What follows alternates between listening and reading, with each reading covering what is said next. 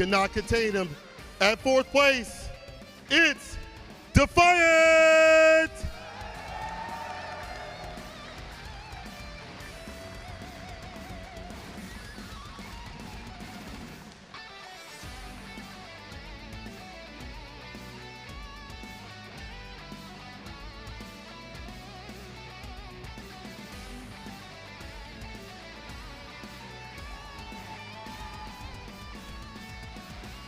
Next up, on third, it's Big Black!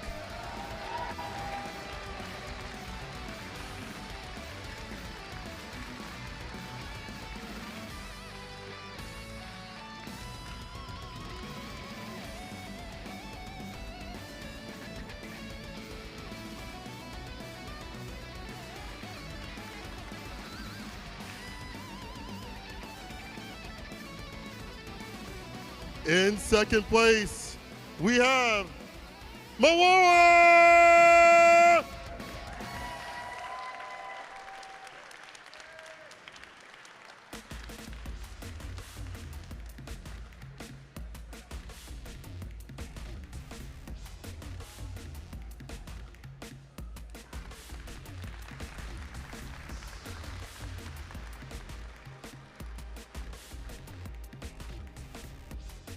And your champion of Uni 2 is Sonaru!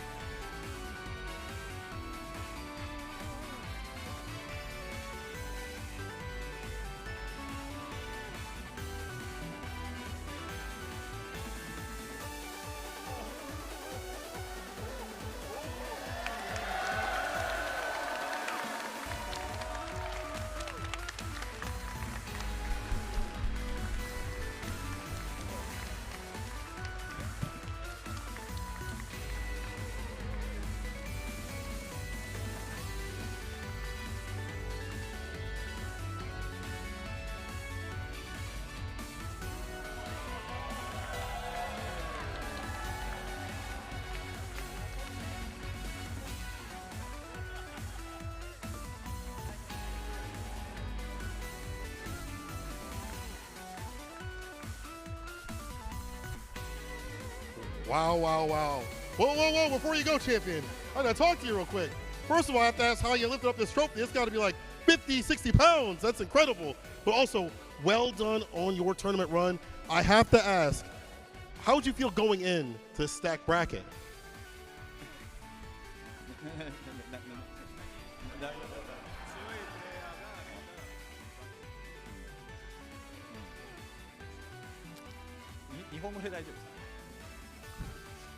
周りの人もみんなすごい強かったんですけど、私が一番強いです。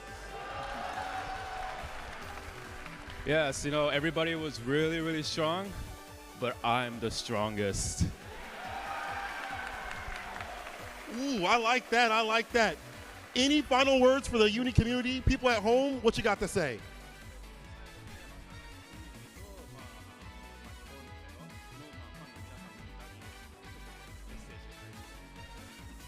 みんな応援してくれてありがとう。日本に帰ったらパーティーの始まりだぜ。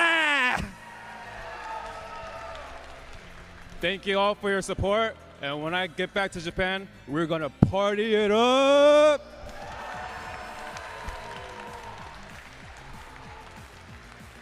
All right, y'all, give it up one more time for your top 8 of Uni 2.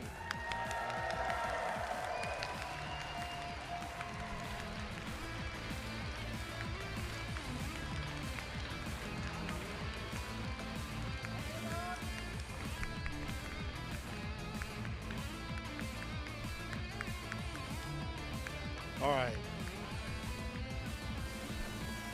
Great stuff. Oh!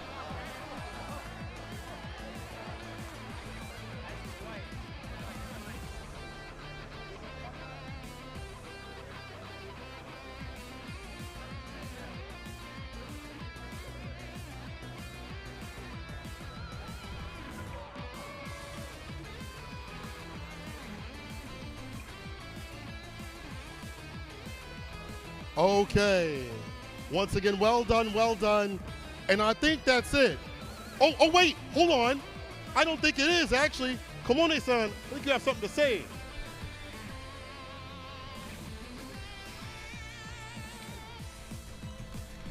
Hello Test, everyone. test.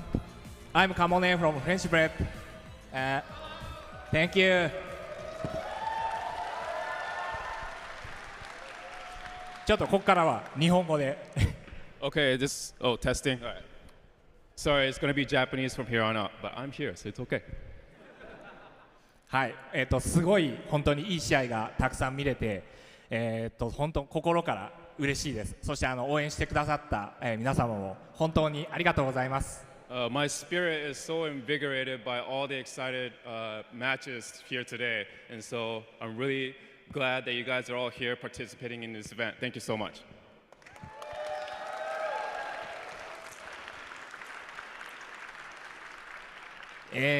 そうですね、せっかくこういう場なので新しい情報を持ってきたいんですけど、実はその先月オーガが出たばっかりでちょっとあんまりこうビッグなニュースはないんですけども、一応持ってきました。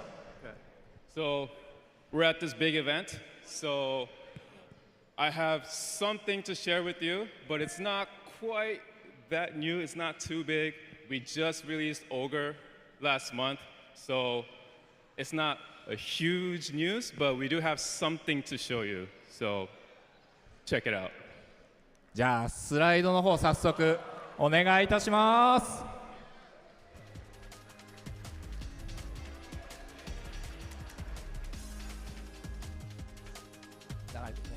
はい、こちらが新キャラクターの泉になるんですけども、今年の8月にリリースを予定しています。Okay, so we have new character Izumi. We are planning to release her in August this year.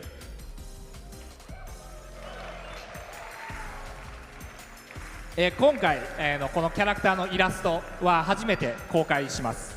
And this is the first time we're revealing the character illustration. どんなキャラクターになるか、すごい楽しみにしていてください。So I hope you are looking forward to how Izumi plays in the game. で、この後スクリーンショットが他にもありますので見てほしいです。じゃあスライド次お願いします。And I have some more screenshots to show you, so please proceed to the next slide, please. 一体どんな突撃なのか。So what kind of totsugeki is this? I love 突撃。You don't need me to translate that. It's joke, sorry. じゃあ次のスライドお願いします。 Next slide, please. 彼女は、水の力を結構使って戦うので、意外と攻撃のリーチもあります。So Izumi is a character that uses her water powers, and so she has quite good range.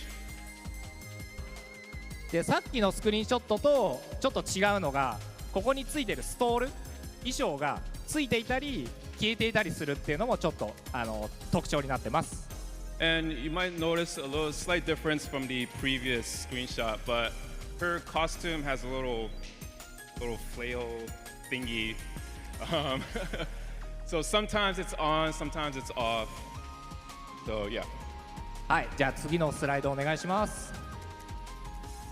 Oh, next slide, please. 何かこう実はこれ多分じゃないですね。しゃがみ C 攻撃です。So this is a crouching C.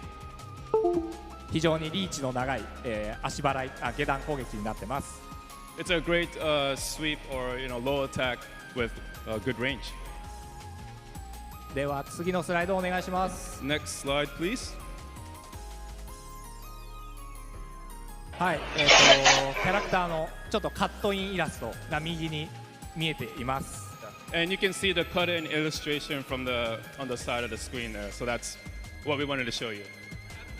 で彼女のこのストールは、普段はこの服の一部なんですけども、ああやって変形したり、さっき言った魚に変形したりします。And the scarf that you see her wearing, transforms depending on the moves that you do, and also transforms into a fish. でこれ聞こえてるかどうかちょっとわからないんですけど、実はこの今流れてる BGM、泉の新ステージの新 BGM です。And if you listen closely right now, you can see in the background we are playing the BGM for Izumi's stage. ライトさんが作ってくれました。Composed by our very own Raito, of course. では次のスライドお願いします。Okay, next slide, please.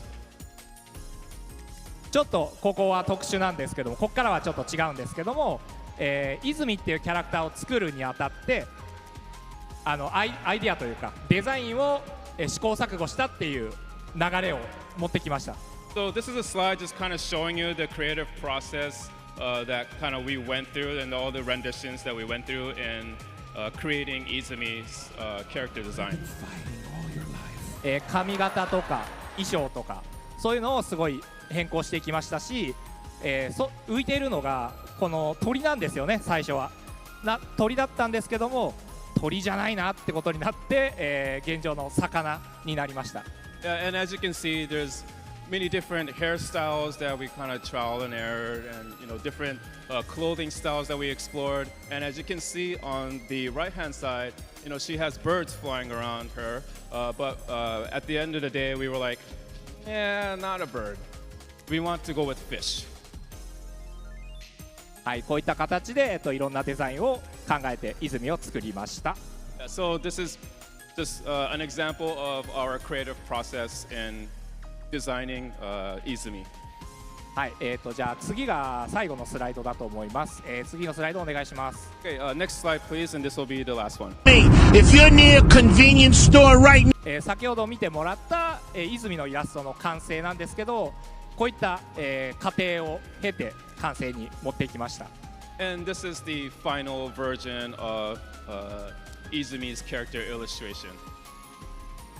最初のラフから、そんなに大きくは変わってないんですけども、いつもこんな感じで、キャラクターはイラストは作っているので、ちょっとなんですかね、イラストとかに興味がある人はぜひよく見てみてください。Yeah, and so you can kind of see the variance between the the rough draft and the final. But we just wanted to show you how we go about creating characters and drawing them. And so if you're someone who's interested in character design illustrations, please check this out. はい、情報としては以上になるんですけども、この泉というキャラクターが今年の8月に、出せるように今絶賛、ドット絵ピクセルアートを描いてますし、キャラクターを調整してます。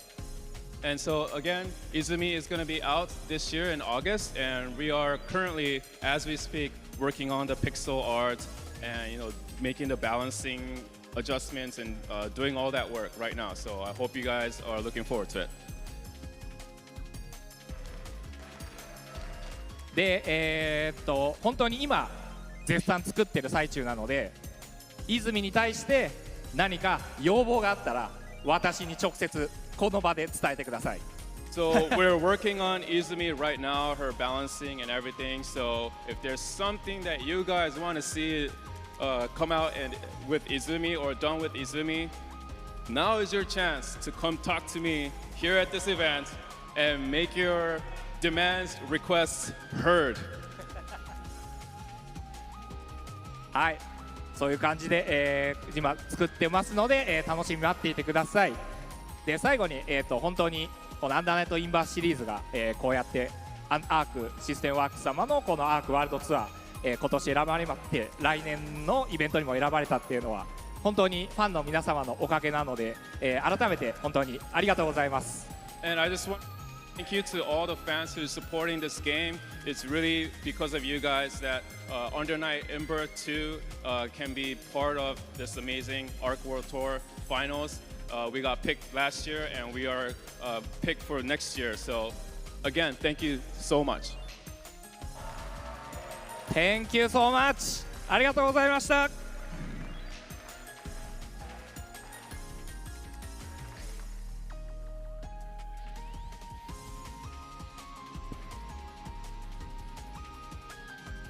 All right, what an announcement that was. Wow, that is so cool to get to see. And especially getting to see the creative process to go Yes, into it. If you're yes, into yes. art, if you're into design, what a neat peek into what it's like actually behind the scenes.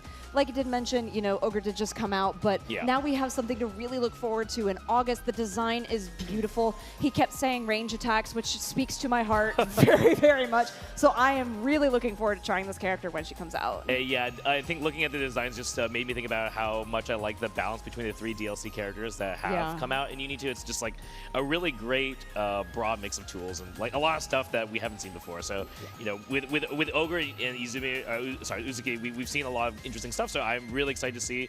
I'm certain that Izumi is going to also bring a lot of stuff we haven't seen before. Yeah, and of course, shout outs to Raito, this amazing soundtrack. I mean, just does such a great job with the composition, and like really cool that we got to see that in the new stage. I love a good aquarium, so that is so cool to get to see. The colors are so bright and vibrant. I am thrilled that we got a sneak peek into what's coming for the life of the game. Yeah, it's going to be still a little bit of a wait to get Izumi, but now especially that we know we have another World Tour coming up, that means like I'm really looking forward to all the events down the road that are surely going to be stops on the World Tour. So this was a crazy journey, and it's crazy to think that we are just going to start on another one. We have got EVO Japan coming up like in a couple months. Just right around the corner, we will be starting again. Thank all of you so much for joining us here for the Uni 2 finals at Arc World Tour 2024. It was great to start and end this with you, Brett, as usual. It's been great. It's been great. And hey, we just got to keep chilling Uni, you know? So if you haven't seen this game before, it's Under Night 2. It's on sale on Steam. You should check it out. Like we said before, most accessible version of the game we've ever had. Great community, tons of resources to learn it. It's got rollback. What else is there to say other than that? I think that top 8 was super sick. If that doesn't excite you for getting into the game, I don't know what will, so that's all I gotta say. Nope, that's gonna do it. Us for here for Uni 2. Don't go anywhere. Granblue Fantasy versus Rising is up next.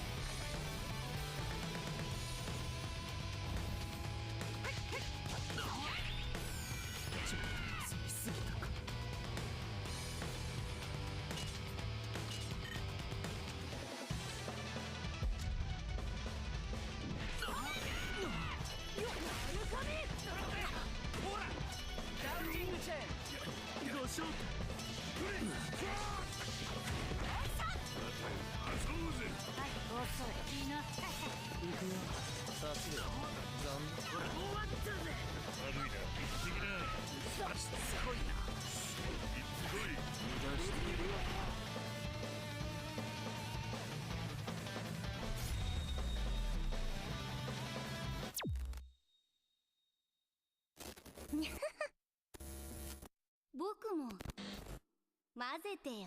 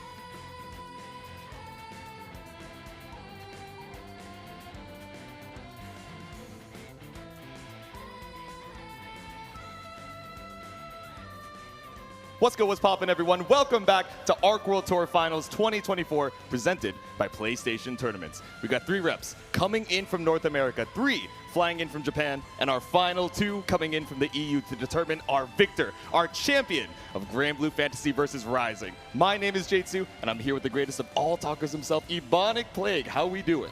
Doing very well. You know, anytime somebody says greatest of all talkers, you know, I get a little ego boost. Yeah. But mostly what I'm doing well over is just how strong the competition was yesterday. Yes. Leading into now, everybody's taking notes on their opponents in this top 8. So Gamera, Ryazo, you know they were looking at each other. Yeah. You know they were taking notes on their online replays, tournament replays, whatever it might be. Yeah. And etc. throughout the rest of this bracket. So that's how you know things are about to get wild. Yeah, and this top 8 is so sick because the way that it ended up turning out from the group stages is that each of these round 1s is cross-regional battles. So Gamera versus Ryazo, of course, going to be JP versus NA. We got JP versus EU. And down in the loser side, of course, we got EU versus Japan and NA versus EU. It is going to be such a sick top 8 as we head on into it. And I think we have our first competitor ready in Gamera.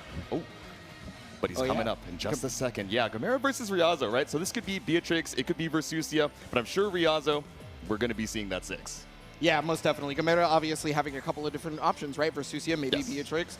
Beatrix being like the main pick, whereas like Versusia is the more counter pick type character, right? Yeah. Obviously, both of them incredibly strong this patch. Great character matchup spread for you to have that as your main and secondary, right? Yeah, exactly. So I'm wondering, you know, between Beatrix and Versusia, Beatrix, you know, that character that kills you, Versusia, the one who prevails, but heading on into it. Let's see our video for Gamera.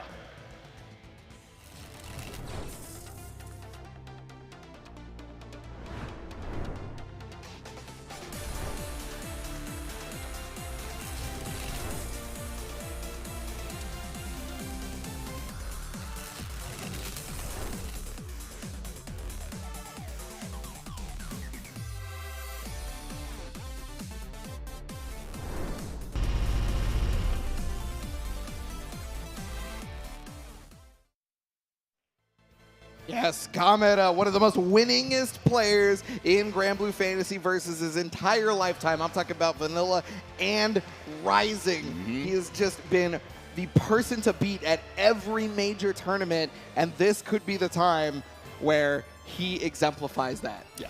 An absolute final boss character of a player, and who else to head on into it but Ryazo himself.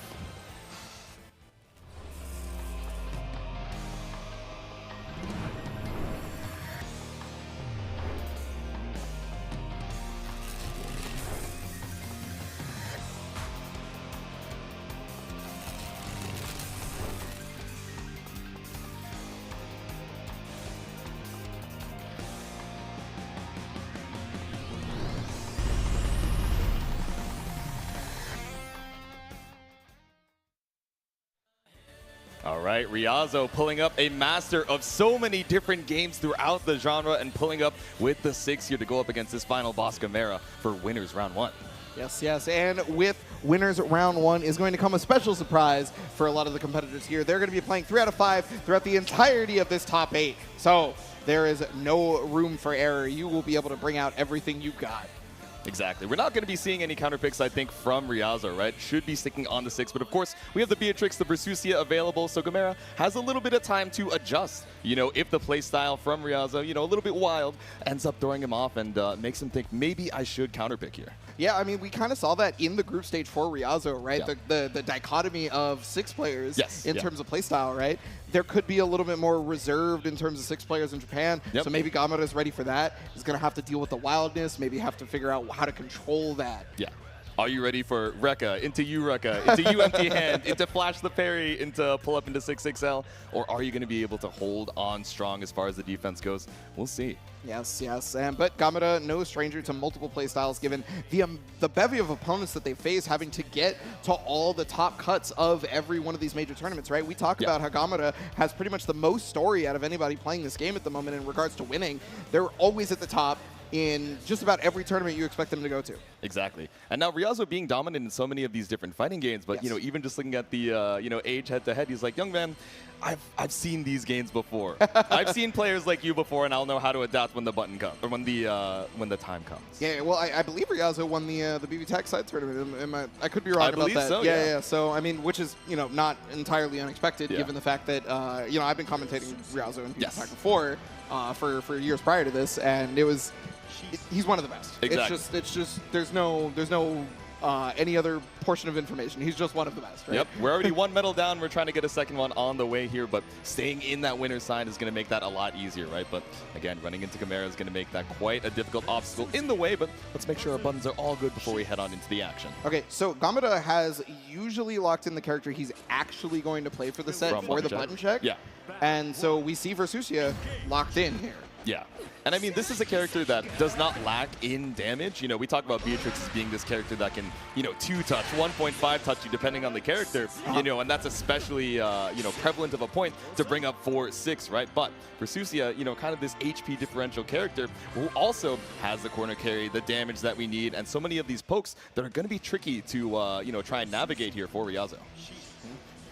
Well, we're going to see how this starts out. Now, a lot of the time, we really, really expect Ryazo to kind of just go buck wild at the very beginning due to the fact that, Six just has a bevy of skills for that, right? Yeah. He's very good. He's got the invincibility.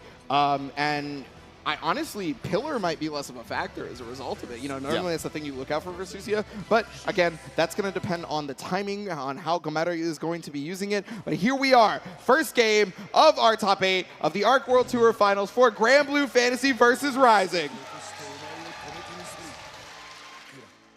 There we go, and our competitors letting the intros rock, the tension high in the air, trying to see who's going to make it into this winner's final side.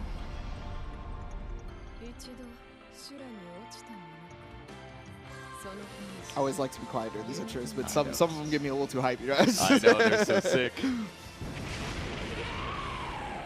There it is. Gamera, Ryazo, here it is. First game. Let's see it, and already off to the races, right? Ryazo with the dash up 2U, nothing to be found off of the Rekka, just knocking on the doors with the pressure here, but finally the mash out with the close L. Yeah, and that's one of the differences we saw from Elsa versus Gamera when playing this character, right? Elsa fully content with down backing as long as humanly possible. Ryazo's going to have to remember that, Gamera might try to bust out. The immediate flash to the U skills, catching out the backdash, catching out the UDP, but now Ryazo brings us right back to the corner with the U dive kick refund. Yes. Definitely a smart move right there, but the jump L, that's going to be a guaranteed BC as a result. Yeah. Ryazo also recognizing that the throw is coming in. Ooh. Okay, just checking on the door with the 5U. Nothing found off of the H gate, just waiting it out, but okay, scary air block on that EX orb. Yeah, this is about as expected in terms of matchup positioning, right? Like, the second Gamera is able to find a way out, but how can you with that success L coming in? And now Ryazo trying to close it out right here with the Skybound art. Yep. Keep it simple, close M, super Ryazo with the first round. Yes. And again, we are on 3 out of 5 territory already throughout the whole top 8, so just one round does not mean everything here. Yeah, you need 3 games to win, and so many hits as far as 6 goes, right? Again, the durability of Versusia, something that's going to be so scary, maybe a little late on the spot dodge here. Gamera getting caught out by the close L. Yeah, normally we talk about the risk reward, with the durability of Versusia, but Six putting you in the blender left and right. He may have to multi-touch you just because of how much health you have, but if you can never block, it doesn't matter how many hits it is. It'll get the job done eventually. Exactly. Might need a few more hits, but he's got the tools to do it. Cash out on the SBA to put Gamera at 1 touch here in the corner. Yes, that's right. Tried to go for the fake PC setup. Eventually got the stagger pressure with the 5L, and it's going to finish off the first game with a perfect over Gamera. Here we go, knocking on the doors. That counter hit, perfect to start things off, but Gamera unshaken just returns to the water bottle and says, okay, I understand what kind of player we're looking at right now. Very active on the neutral, right? We saw a couple of the empty hands as well. The jump scare off of that Eureka, I think, really stopped a lot of these, mid to full screen backdashes that we usually we're seeing from Gamera just to take some space and put us at that threatening EX pillar range. Yeah, no, I mean, honestly, we rarely saw empty hand. It was only a couple of times because Ryazo clearly felt like just being at that range 1, range 2 area up close was the smartest move to go versus Versusia. Yeah, okay, clearly Gamera has recognized that. And he's like, okay, you want a box? Well, you got a box with the boxer now. If you want to be in my wheelhouse, then I better bring the most power I can in that range. There we go. He was like, okay, maybe we can play a little bit of keep away. Maybe I can try and survive. He's like, no, I'm going to bring the fight to you like you're saying, Ebonic. Now, swapping over to the Beatrix for game number 2. Yeah, and that's going to be the great thing for Gamera for the 3 out of 5 situation, because now it's not, their life isn't in contention off of just this game right here, right? They were allowed to take that note with Versusia. Yeah. Okay. Knocked on the door with the 6XL. No confirmed, so he flashed the parry. Oh, wow, Riding Free actually catching the empty hand. We saw a bit of that in the group stages, and we're very surprised by it last time. Oh, no! Tried to go for the throw tech and got hit with the Arxis Classic. The classic plus on whip. Now we get the safe jump off of the empty hand feint. All right, one more throw in the corner. You're going to need quite a few more to kill Gamera. Yeah, and Artie with the 6XL to try to get their way out of the corner. The triple attack low has been presented a couple of times, probably trying to get that in Ryazo's head as much as possible. Yep. Gotta make sure to watch the toes again. Another throw on Gamera. SSBA range activated, so now we gotta worry about Delta Clock. It's not quite one touch for you, but still, Ryazo with the wall bounce takes another round. Yeah, I don't think Ryazo is worried about Delta Clock, let alone anything in Gamera's kit, as it seems like the pressure is emphatic, difficult to get around, and there is nothing stopping them. Yeah, Gamera's time is ticking. Ryazo. Okay, tries to bait out something with the empty hand feint, but finds the counter hit far out confirmed. Not too much here in the mid screen though. Yeah, really important to be able to recognize the counter hits. Wow, got the 6XM. Yeah, sniped on the EX Fireball startup. Now again, we're stuck in the corner, the guard jump. Yeah, guard jump really important because it also, you know, tries to bait out a lot of those BCs, right? Yeah. But Gamera finding the way out. Oos, the mash out post tech 2M counter hit. Again, just looking for a little bit more corner carry. BC out on the EX gate. Yeah, wow, surprising no BC there from Ryazo. Gamera is going to be able to take that all the way to the corner as a result. There we go. Wall bounce off of the Sapphire Slash, the EX addition, but no, the drop on the close end. Gamera leaving a little bit of damage on the table, but it's still one touch. BC out for Ryazo. Yeah, Gamera was trying to prey upon, you know, looking for that throw attack and tried to BC, ended up getting Raging Strike, and because of that, Ryazo has gotten full combo into death, 2-0 right now. Oh my god. Now, when we saw Ryazo yesterday in Group D side, we did not expect him to 2-0 rookies. We did not expect him to make it into this winner's side. And I'm sure going into this top 8 today, we would not expect this 2-game lead over this gamer that we have been calling the final boss of this top 8.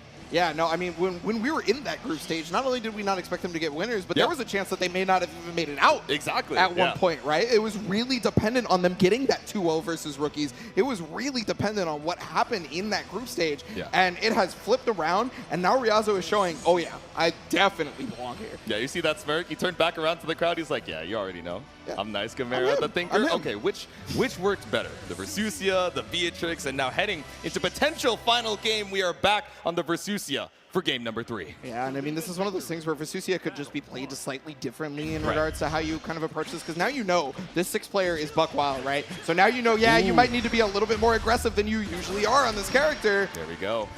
Can't just go for the backdash, can't just walk ourselves back into the corner. That slight dash into the 2L, but now just knocking on the doors of the parry. Clean tech.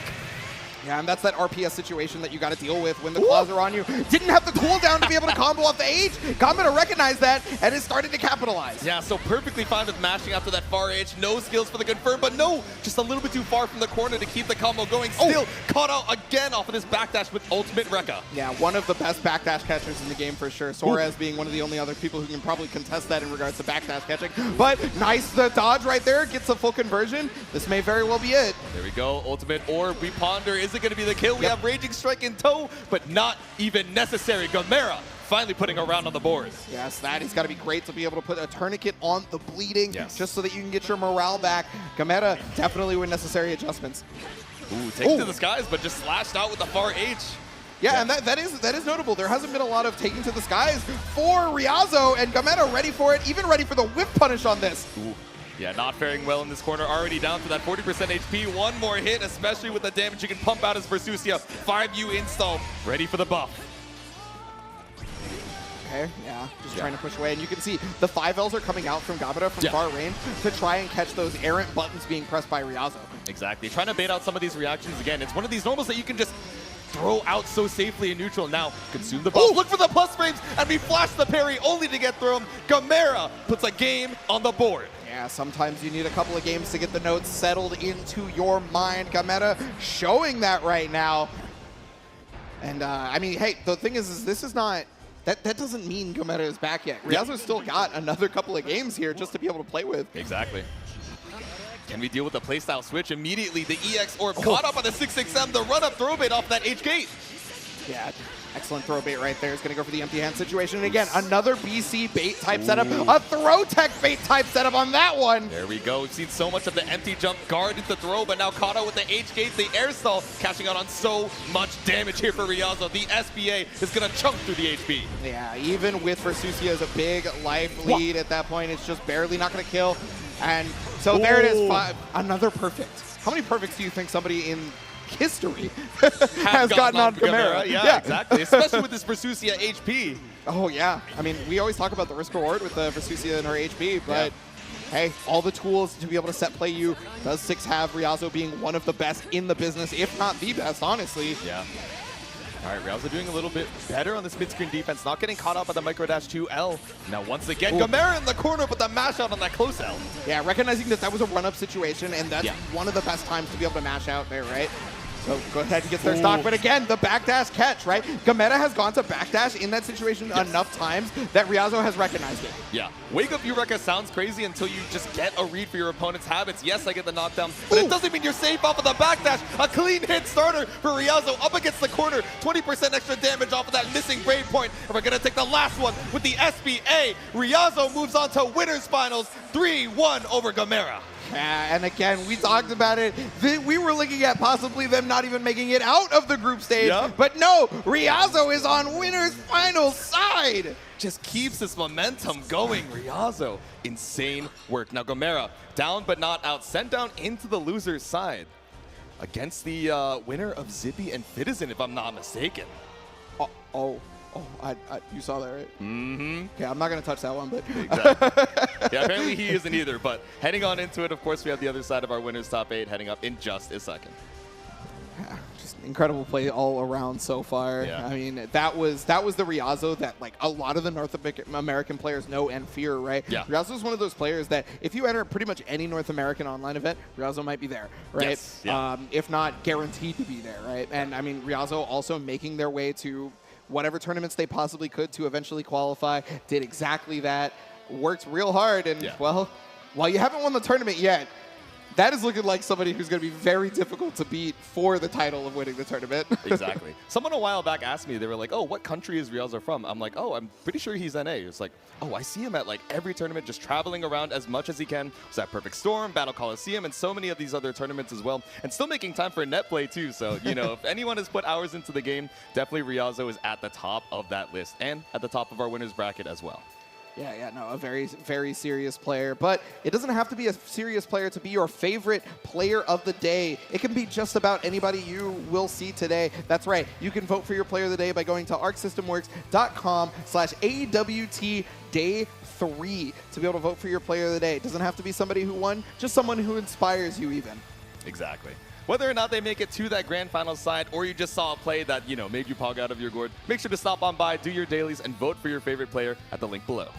So thank you so much for PlayStation for sponsoring not only the Arc World Tour Finals, but allowing for us to talk about the players that we love. And one of the players that I love is coming up next. We have Tororo coming in.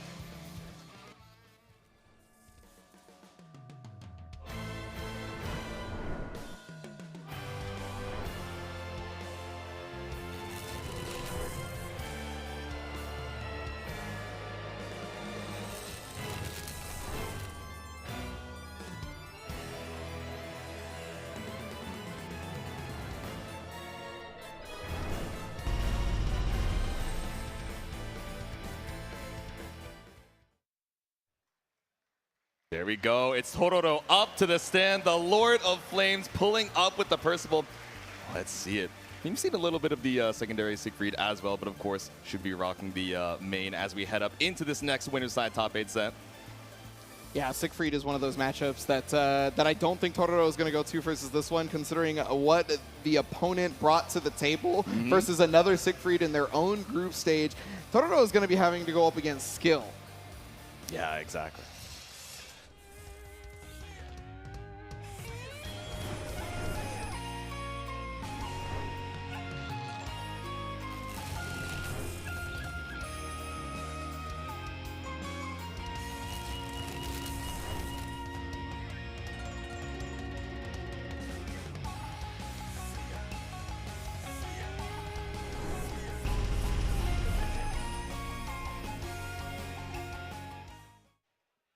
All right, Skill coming in and prolific in a number of games, whether it be 3D or anime. You cannot stop this player from getting into a World Tour Finals. It is going to be a hard-fought battle, especially after the performance they put on in their own group. Yeah, absolutely tore it up during the group stages. You know, we saw that intro video. This dude is literally Soares. But heading on into it, we have Japan versus EU for our next. Percival versus Soares. Yeah, so this is actually one matchup I very specifically was excited to talk about because Tororo is known to be one of the players who is down back city, right? Yeah. This dude will block whatever you have and they will stay there. It doesn't matter if they should probably press a button because you got minus frames.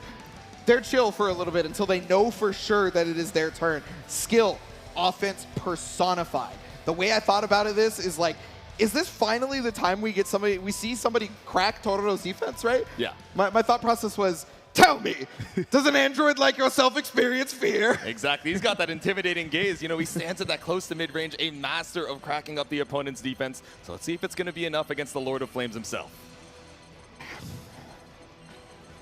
Now, I mean, you did mention the Siegfried earlier, but after that group stage onslaught of Skill, honestly, it's hard to put it any other way than onslaught. Skill is obviously well-versed in fighting Siegfried. Not everybody is well-versed in fighting Percival still, you know? I mean, yeah, he was definitely top tier for a number of months, even patches in this game, but his use rate has absolutely dwindled in terms of the top level of tournaments. I think so. A lot of folks swapping off of him, but, you know, let's see if we can put on a good show here. Again, on the other side of winners top 8, trying to meet Ryazo for that winners finals.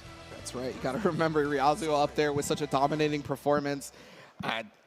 All of the group stage leaders also had a dominating performance, these two included, right? Ryazo was the only one who didn't look like as dominant as everybody else, but still was able to take out Gamera, who 3-0'd what we called the death pool. Yes. Is all I'm saying. Yeah.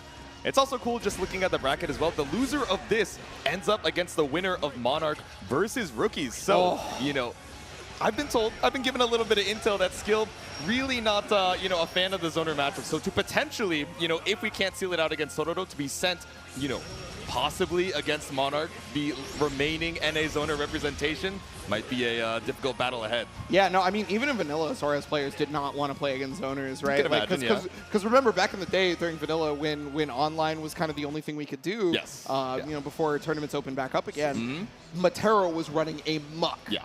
And Soares players had to deal with that. Yeah, you had to deal with the onslaught of arrows, the great fall, just everything stopping your approach. You know, how much can a dash punch really do? It could try its best, is what it could do.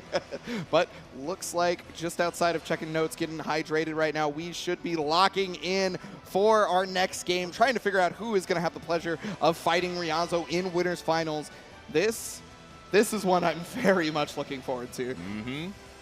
We got the palette swap too, the red versus blue, but maybe not the order that you might expect. Again, for the other side of winners top 8, it's Tororo versus Skill. We got JP versus EU. That's why we love having these qualifiers, because we get all that regional diversity in this top 8. And the classic anti-Soares, already at round start neutral jumping. Yep. Just taking to the skies, avoiding the dash punch. Now we have you in the Granblue zone. Far H fireball. How can you make your escape? Dash punch ends up being the answer. Yeah, I mean, when it comes to Skill, I've never seen him stuck in the corner for very long. So. Okay, Lord Strike Low just standing on the heated floors.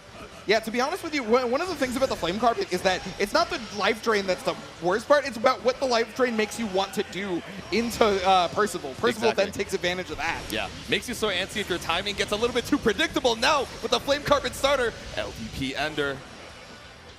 Got the pressure right there. Oh, but there it is finally. You know, one of the things that happens a lot outside of the NA is the stagger pressure is way more prevalent in NA. It's a lot more 6XL, right? But stagger pressure in Japan and EU, Skill not ready for it versus Tororo. Yeah, just stagger off of some of these far lights. Now we got 5 stocks in the toe.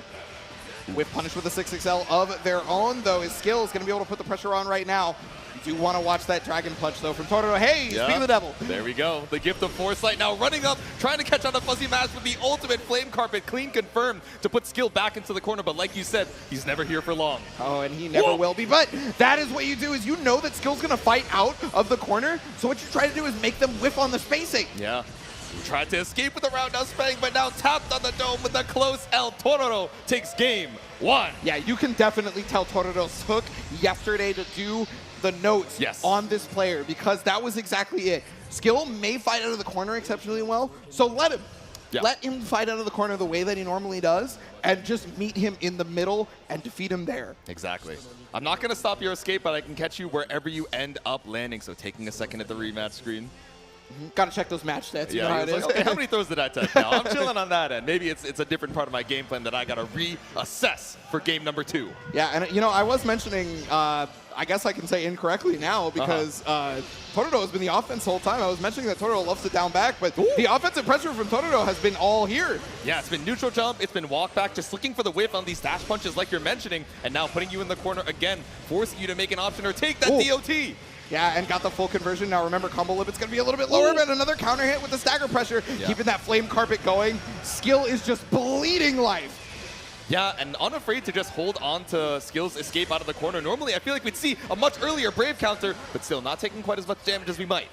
You know, and surprisingly, that overhead is very, very negative, right? Yeah. So weird that Totoro would go to it, but I guess you have to show that. BC also being shown here. Now both are done with their free BCs. Bonus damage if they get rid of any other Brave points. Exactly. Now we got 100 meter in the bank here for Skill, but does not want to run into a far L, a far M.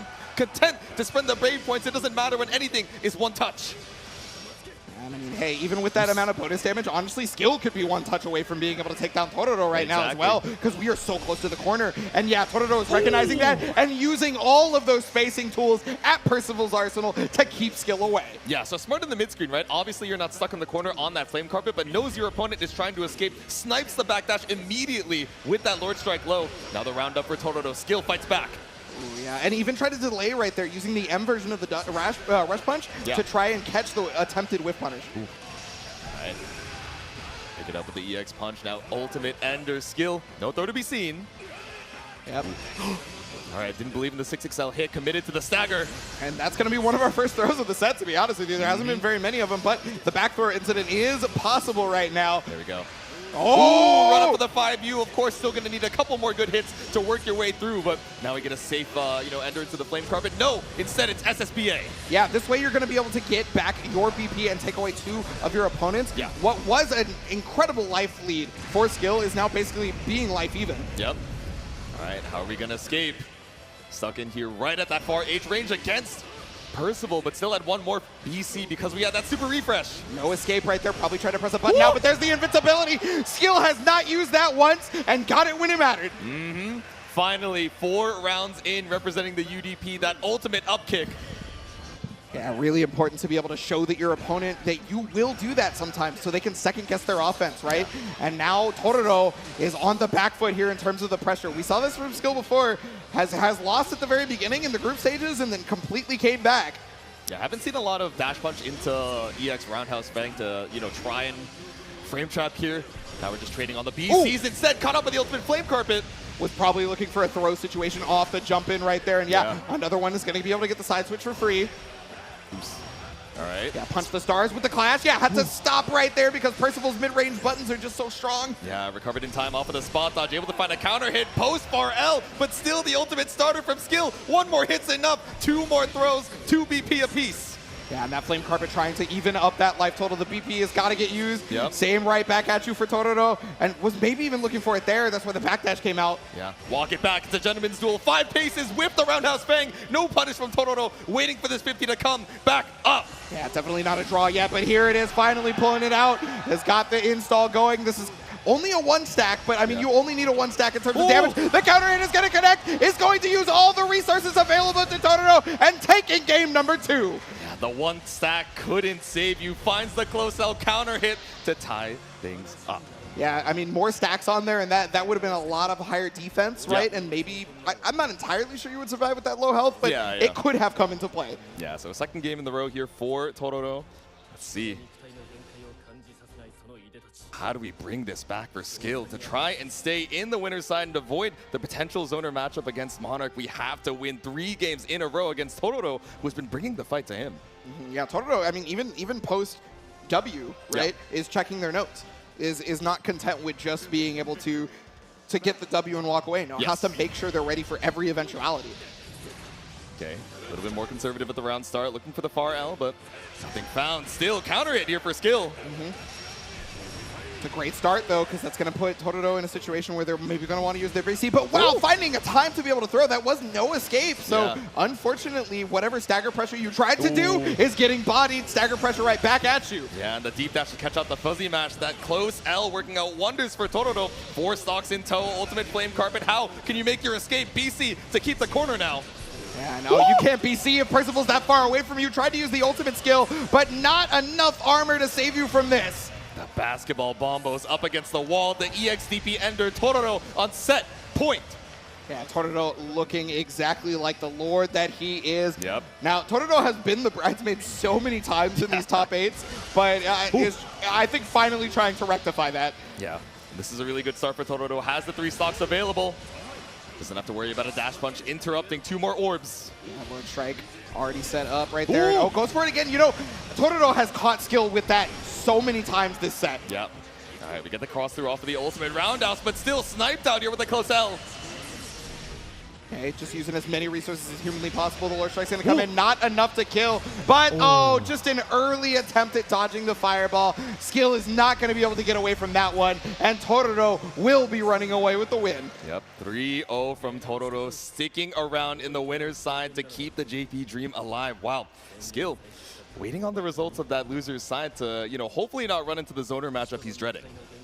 Yeah, well, whatever the case may be, at the very least, Totoro knows their opponent in Ryazo. So we are going to see that North American versus Japan winners finals. Yeah. And we've talked about this previously. Yes. Zero, J2, myself, we've all mentioned this. You know, as NA players, we have been destroyed by Japanese players many a time. I'm just going to be real. True. Yeah. This is maybe the chance to change all that. Yeah. We've gotten owned a couple times, I will admit. That being said, Ryazo on an absolute tear, just taking taking down a lot of these strong Japanese players. But let's see if we can keep that momentum up in the winner's side. But before that, of course, we have to head into the other side of our bracket, down in the loser's side, top 8. Yes, so the loser side of the top 8 is definitely going to be another one of those bloodbaths because nobody's got chances anymore, right? Exactly. Nobody has any second chances. It may be 3 out of 5, but you definitely know what character you're bringing to this character matchup. Yeah, could be your last 3 to 5 games here. Up next, I think we're going to be having Zippy versus Fitison, right? So, you know, both of these players have a little bit of experience with the Lucilius, but I think I've moved on. You know, I've given up hopes on our Fallen Angel. Yeah, well, let's see what Zippy has moved on to and how he's ready for this whole thing.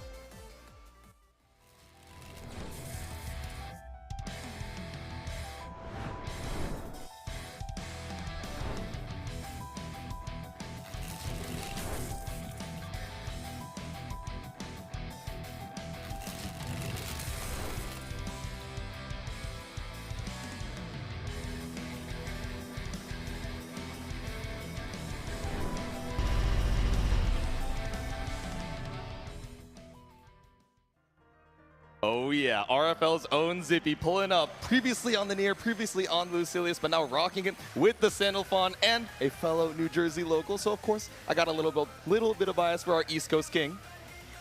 Yeah, well, your East Coast King is going to have to go up against one of Europeans' finest. Now, we did see one of them go down, but the next one is looking to defend the turf. It's Fitison.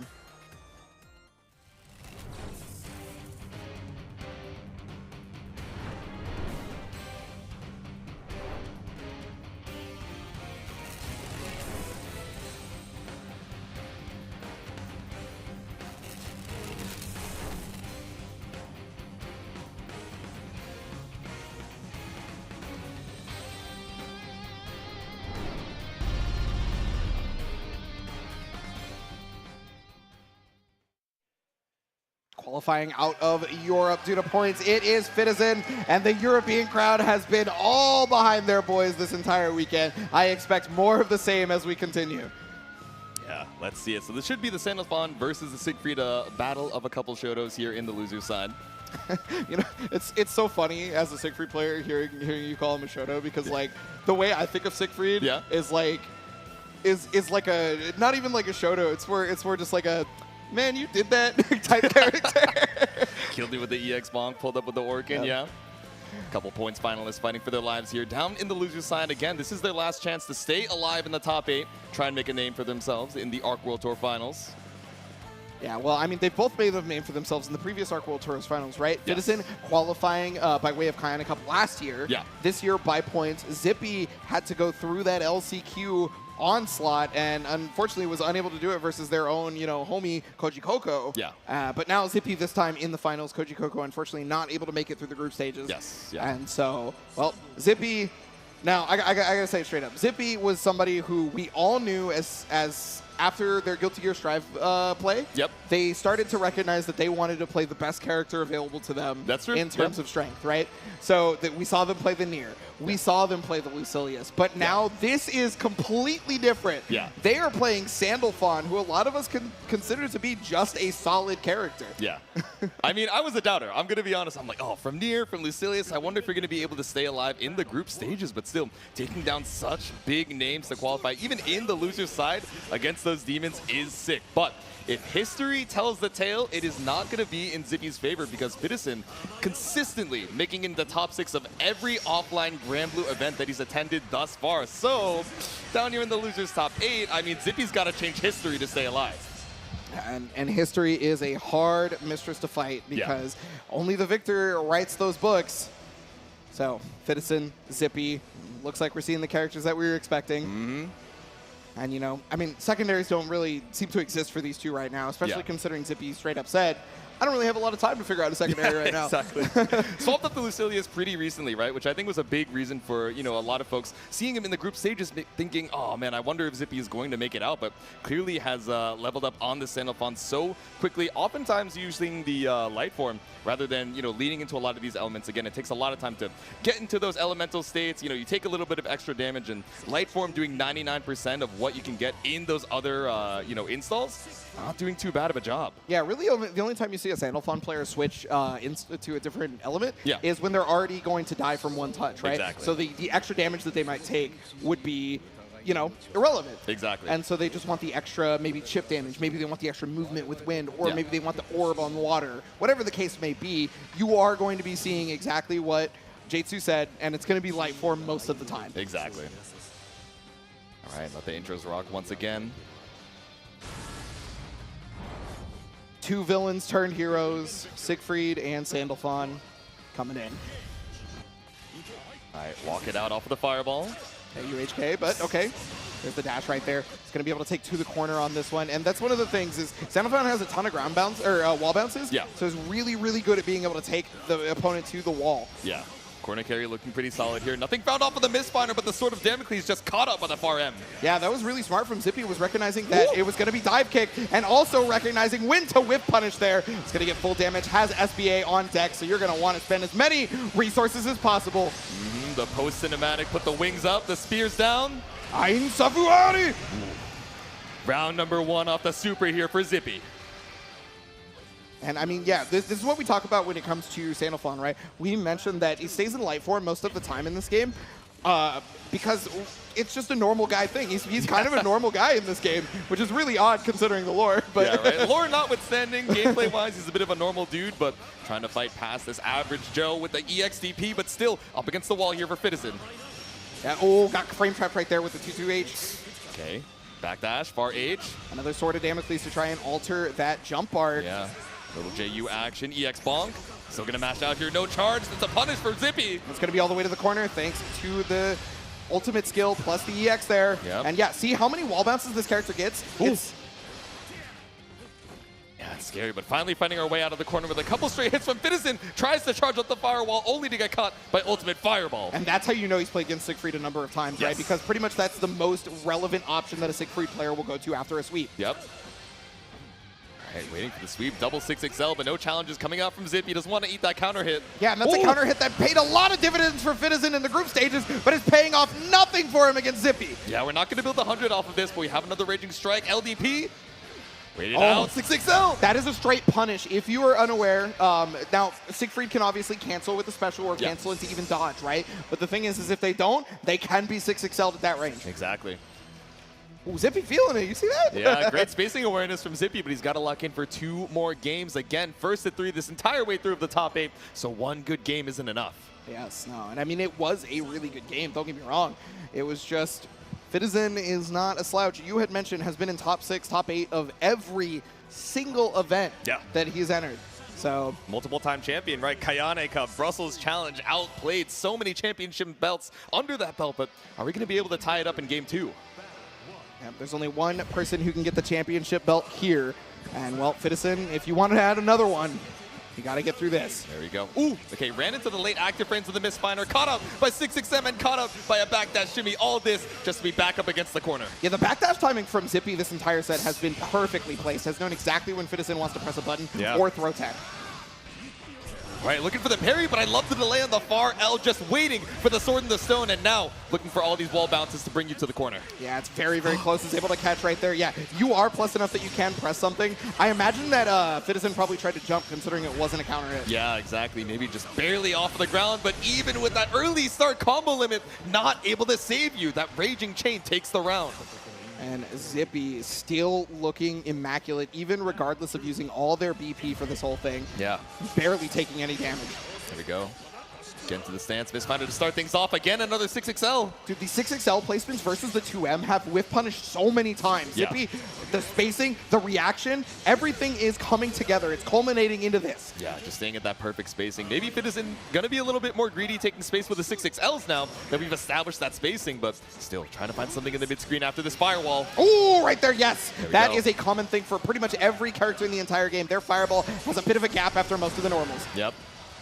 Especially with a little bit of horizontal movement. No whiff on that DP. Now finally has Zippy up against the wall, but can we open him up one more time? So much health on his side. Yeah, now Zippy's completely content with opening up just a little bit later. It does not have to be your regular open up. It can be during the neutral, because this is what's possible. Yep. That's for the sweep to try to catch another jump out, most likely. Whatever the case may be, a sweep is found for Fitizen here. So this is going to be some of the first offense we're going to see. Yeah, crucial misplace on the space. Now Fitizen ties up the health lead, and very even on the BP meter situation as well. Counter hit 2M, but no belief. Yeah, trying to use the ultimate. Is able to catch the 2-2H. There we go. We need 3 more throws to kill here. 100% available for that SBA. Yeah. Oh, but it's able to get the hit here, right? And it's got a ton of meter for this. Just absolutely kill. Yeah. Keep it simple with the Raging Strike, Raging Chain. Fitizen puts a round on the board. Put a tourniquet on the bleeding. Yep. And I mean, it wasn't even like set point was for Zippy here yet. Remember, we do have that 3 out of 5. Fitizen's got some time to take some notes. Ooh. Maybe the startup of the EX Firewall. Caught out here with the 6XL. Yeah, that dashing normal, insane from every character in the game. We already know it. Yep. Guard button jump, just going for the jump in. A lot of these straight hits in the corner here. No big openings until we block out the EXDP. Counter hit, close age starter. You are not going to see a next round. Zippy about to go up 2-0 with this SBA. Might not even need it after the wall bounce. Send it. Good Lord, didn't even have to finish the whole combo for that one. Right? And that is the power of the change. That is also the power of the safe jab. A lesson that we all learned in vanilla Granblue carries all the way over to Rising because it still works. That's even why, one of the reasons why they put ultimate Dragon Punches in this game was to stop safe jab from being the greatest pressure tool of all time. Yeah, which makes it so tricky when you have characters that have these setups that are able to catch that even faster UDP startup. But heading on into a game number 3, Zippy only needing one more to eliminate one of our EU reps. That's looking good for it as well. And now, see, that one wasn't even a 6XL. Still able to punish the 6XM, right? Yeah. Has got these whiff punishes on deck. Okay, spot dodge on the fireball. A little bit greedy with the misfinder. Fitizen now taking to the skies. We haven't seen a lot of that.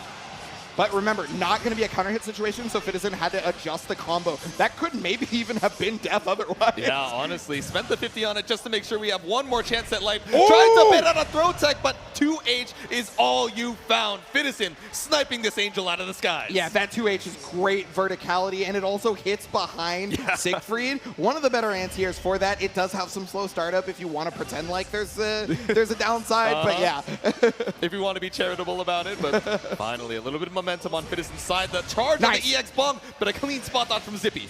Yeah, Fitizen not being deterred by that, immediately going for a Dragon Punch, and again, attempting to get these counter hit 5Hs, right? Yeah. That is the one thing you do not want to get hit by with Siegfried. Exactly. You will explode, but still, even the ultimate startup caught out here, but a 2H for 2H sniped out of the skies for Zippy.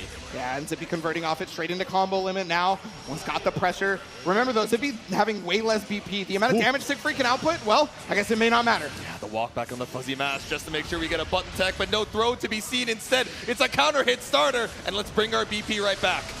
Only going to get one because it is the Skybound art, and Yep. it's not going to do it, right? Yeah, just a sliver left here for Fitizen. But now one button tech puts you in chip damage territory. The bash out onto you, but didn't believe in the Callisto. No SSBA to be seen. Yeah, it just built the meter, and I don't think Yeah. Fitizen was going to think it was going to build the meter. Oh, just a little bit too early on that dodge. That's going to allow Fitizen to start moving forward. We're close to the ultimate Dragon Punch being available for Zippy. Oh, yes! That is effervescent reactions. From downtown, no cinematic, but now one more touch. The chip damage wearing away at Zippy's HP. 50% for a UDP. The walk-up DP. Fitizen stays alive. Incredible decision making right there. Normally, a lot of people will just walk up and throw, as I know that you know, but we got 6 more layers deep into Dante's Inferno. You already know Zippy's rolling his eyes because he's like, man, I did that 5 times to get out of group stages. Now it's happening to me in losers top 8. Come on, bro. Hey, you know, you may be good at it, but do you think somebody else is going to do it, and are you ready for the counterplay, right? Exactly. We studied the tapes. That's what fighting games are all about. All right, the ultimate skill to put you back into the corner. Counter at 6XL, but didn't fully confirm. Now Zippy fights back. Yeah, with the 6XL of their own, is going to be having 27 wall bounces coming in right now. All the way to the other side of the corner. It may not be huge damage, but it is damage enough. Yeah, looking for the far L on the way over. Nothing off of the ultimate flame wall. Ooh! Yeah, was able to get the wall bounce, but didn't believe in it, just like last time. Yeah. It still got the counter hit on this one, and because it's a close counter hit, got that close M. It's going to be able to get full damage here. Not enough meter to be able to finish it off, but you have to be scared if you're Zippy. Yeah, off of that starter, not quite able to get the 100, but hey, work here. Ooh! All right, a throw for Fitizen. 3 rounds in a row now. Yeah, normally you see a ton of throws out of Sick Fleet players, but Zippy has basically made it so that throws is just not an offensive game that can really make things happen for this set. Up until now, really. All right, now let's take to the skies, pull up for the scoop. Ooh, cut the backdash, it looks like. Yeah, nothing found off of the frame trap, just keeping your turn up with a far H, only to run a back throw. Fitizen feeling the confidence now, charging the EX bunk right in Zippy's face. Yeah, going for pretty much every frame trap known to man with Siegfried, but yeah, fighting the way through the Orchid. Oops. The base boost resounding through the stadium, but now fighting with the airborne close L.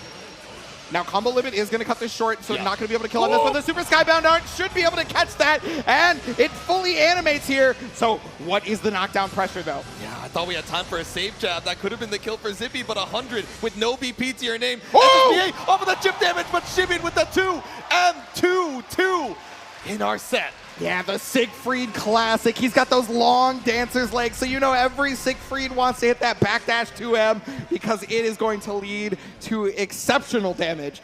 Fitizen getting back in there. Yeah, take a second with the rehydration. Give yourself some time to reassess. Fitizen 1 game away from this reverse sweep.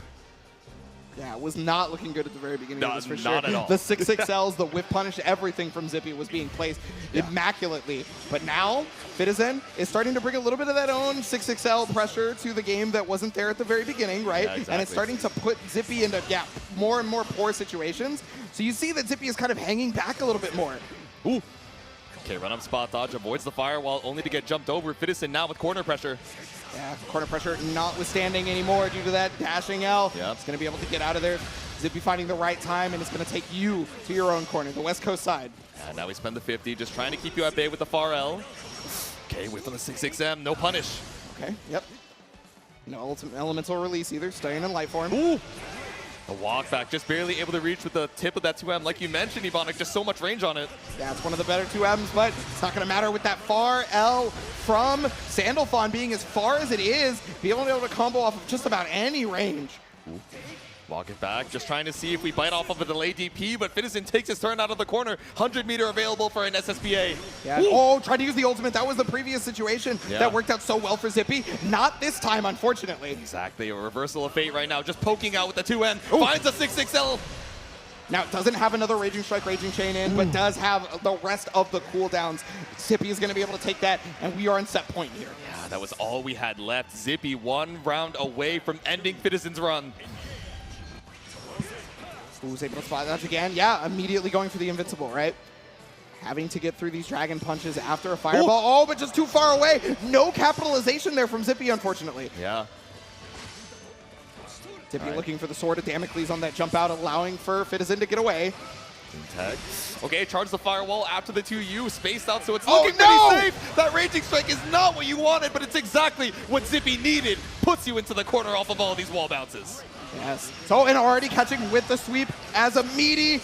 Big damage here, but what's most important is that you have to deal with the corner pressure, forcing the BC, and right back at you. They're both taking extra damage from anything now. Ooh. Walk it out, Ooh! wait for the 6XL to poke out. Fitison fights back, no BP left to his name. Gonna have to gain a lot of that Skybound Art meter back just to be able to get back into contention for not taking extra damage. Yep. Partial charge off of the EX bonk, no frame trap to be found. Zippy looking for one more leg confirmed to seal your fate. The 2M, the SSBA available on both sides. Yeah, one hit confirmed could very well do it for anybody at this point. Fitison needs one more round just to be able to stay alive, whereas Zippy needs to close it out on this one. And there's the 6XL! That's gonna do it right here! Paradise Lost! Zippy pop it off! This dude started b-boying the breakdance as soon as the SSBA rocked. A close 3-2, sending Fitison home at 7th place. Oh my goodness, Zippy not even thinking that he was going to be able to make it out of the group stages has now changed that around all the way here. Amazing work from Zippy, staying alive for losers quarters, but can we hear it one more time for our EU Siegfried? Fitison out at 7th. Yeah, congrats to Fitison making it this far through the group stages into the top 8. Good stuff. But EU is not down and out. Just because Fitison is down does not mean that there aren't representatives still left. Still in that losers bracket. Yeah, still fighting to stay alive and watching this next set with bated breaths, right? Fighting the winner of our next 2 gamers. We got Rookies versus Monarch up next, and if that Matera is able to take it, might not feel too comfortable heading into that loser's quarters. Of course, we have the counter pick available for skill, you know, maybe a Siegfried if we want to have a little bit more anti-zoning action, but still not a matchup that I think he's excited to potentially run into. Well, I'm personally excited to see who your PlayStation Player of the Day is, because you can vote for your Player of the Day by heading on over to arcsystemworks.com/AWT Day 3. We've seen a number of Player of the Days so far. This is going to be your final chance to make your voice heard thanks to PlayStation. Yeah, Day 3 of 3, so make sure to show some love to your favorite players. No matter how far they made it into the bracket, if you saw a play that absolutely made you pog out of your gourd, make sure to stop on by and show some love. Yes, now, it can be just about anybody, but we have to talk about my liege. We have to talk about Monarch.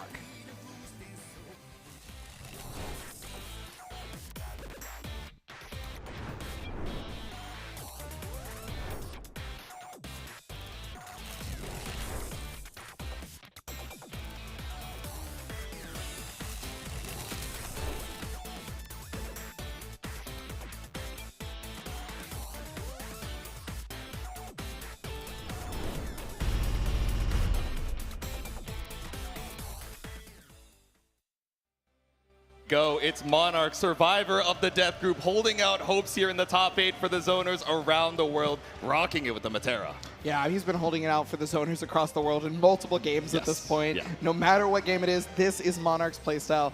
This is what they like to come up with. And I always gotta mention, Monarch is one of the most studied note players out there.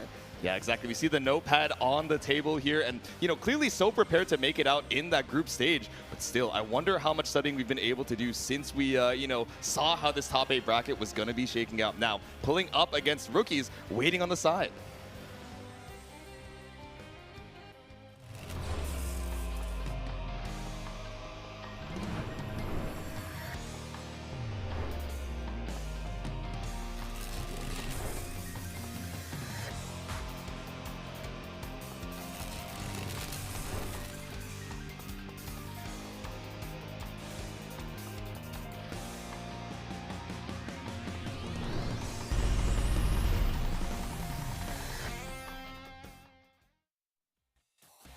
That's right, your EVO Japan 2024 qualifier Rookies, one of the survivors of the crazy group that Ryazo had going, and there was so many upsets, but Rookies is out here doing it for their kid. We've seen them flash it a couple of times on the stream, you know.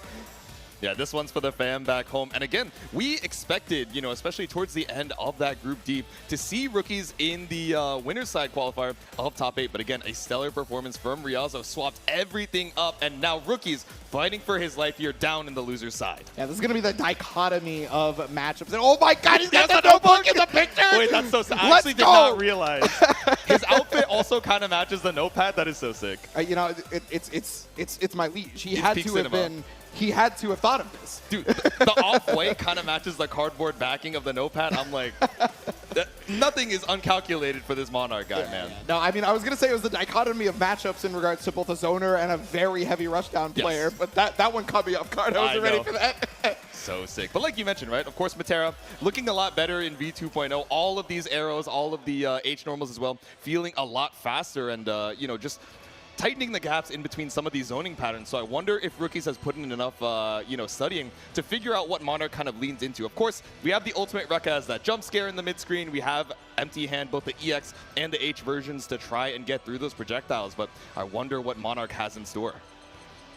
Yeah, Monarch is a very studied player, so whatever having in store has got to be somewhere in that notebook, somewhere in that notepad, whatever you want to call it. It's just, it's something that he's had a whole day to take those notes for against Rookies. And not just that, Rookies was the EVO Japan 2024 champion, right? The notes can be found by way of just looking at whatever you have in terms of tournament footage, right? Yeah, exactly. There's a lot to study, but how have these tendencies changed? Let's see, but we're going to check our buttons to make sure everything is all good before we head on into things. You think that notepad, you think there's just like a whole page that's like, remember to have fun? Good luck, buddy. Do your best. No, Monarch has nothing but details. Oh, Monarch you're right. Don't put this on the dust loop. This isn't information about the game. Hold on now. This is my personal wiki. This is serious business. Yeah. No, but for real, like Monarch has been taking notes at every tournament since, you know, the BlazBlue days for them, right? And the notes has been one of the reasons I feel like they got so strong so fast in that game, because originally they were kind of like a player who could, you know, they could make top 64 or whatever in a BlazBlue tournament, but they were not, you know, getting those top 8s. And now one of the strongest players in North America for the game has decided to shift that skill set over here to Granblue Fantasy versus Rising, and you can see why. Exactly. Definitely played a solid amount in vanilla as well, but wasn't maybe his main focus. But especially recently, you know, taking all of those fundamentals into Granblue Fantasy versus Rising as we head on into it. Wait, okay, we hovered over the near for a second. I'm not getting tricked. I was not getting tricked. I'm not getting tricked. I see beyond the veil. It's the 6. I've seen the face of your spirit. Exactly. And it's ultimate Rekka. But heading on into it, the other side of our losers top 8, it's Monarch versus Rookies. That's right. So again, the dichotomy of player styles, the dichotomy of game styles. Heavy offense, heavy zoning.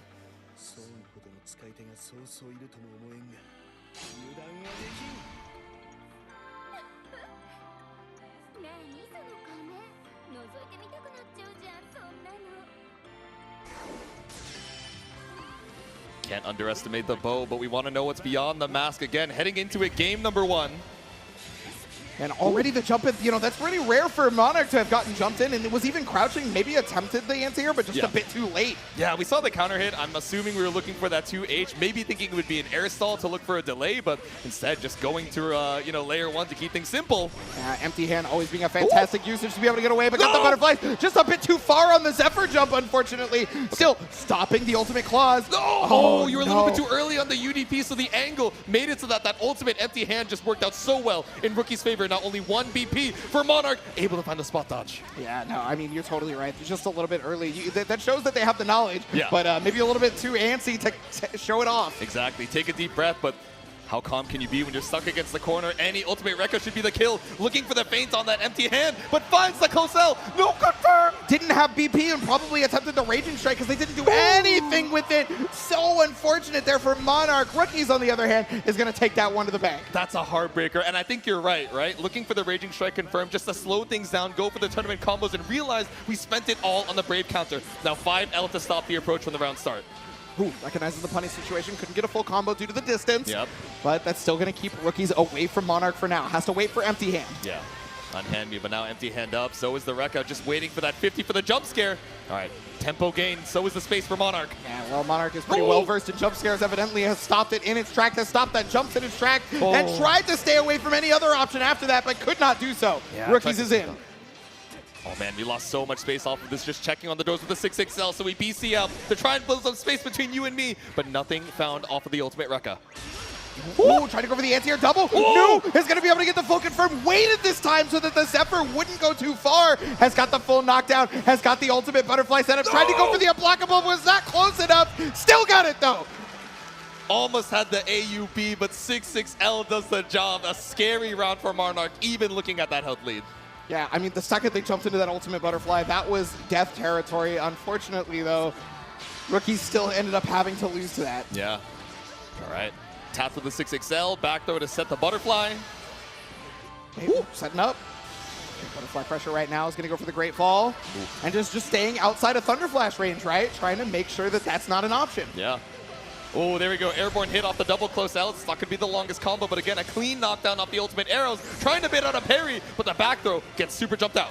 I wonder if that was an attempt at a TK arrow just to be able to catch a throw. Yeah. But whatever the case may be, not going to matter now.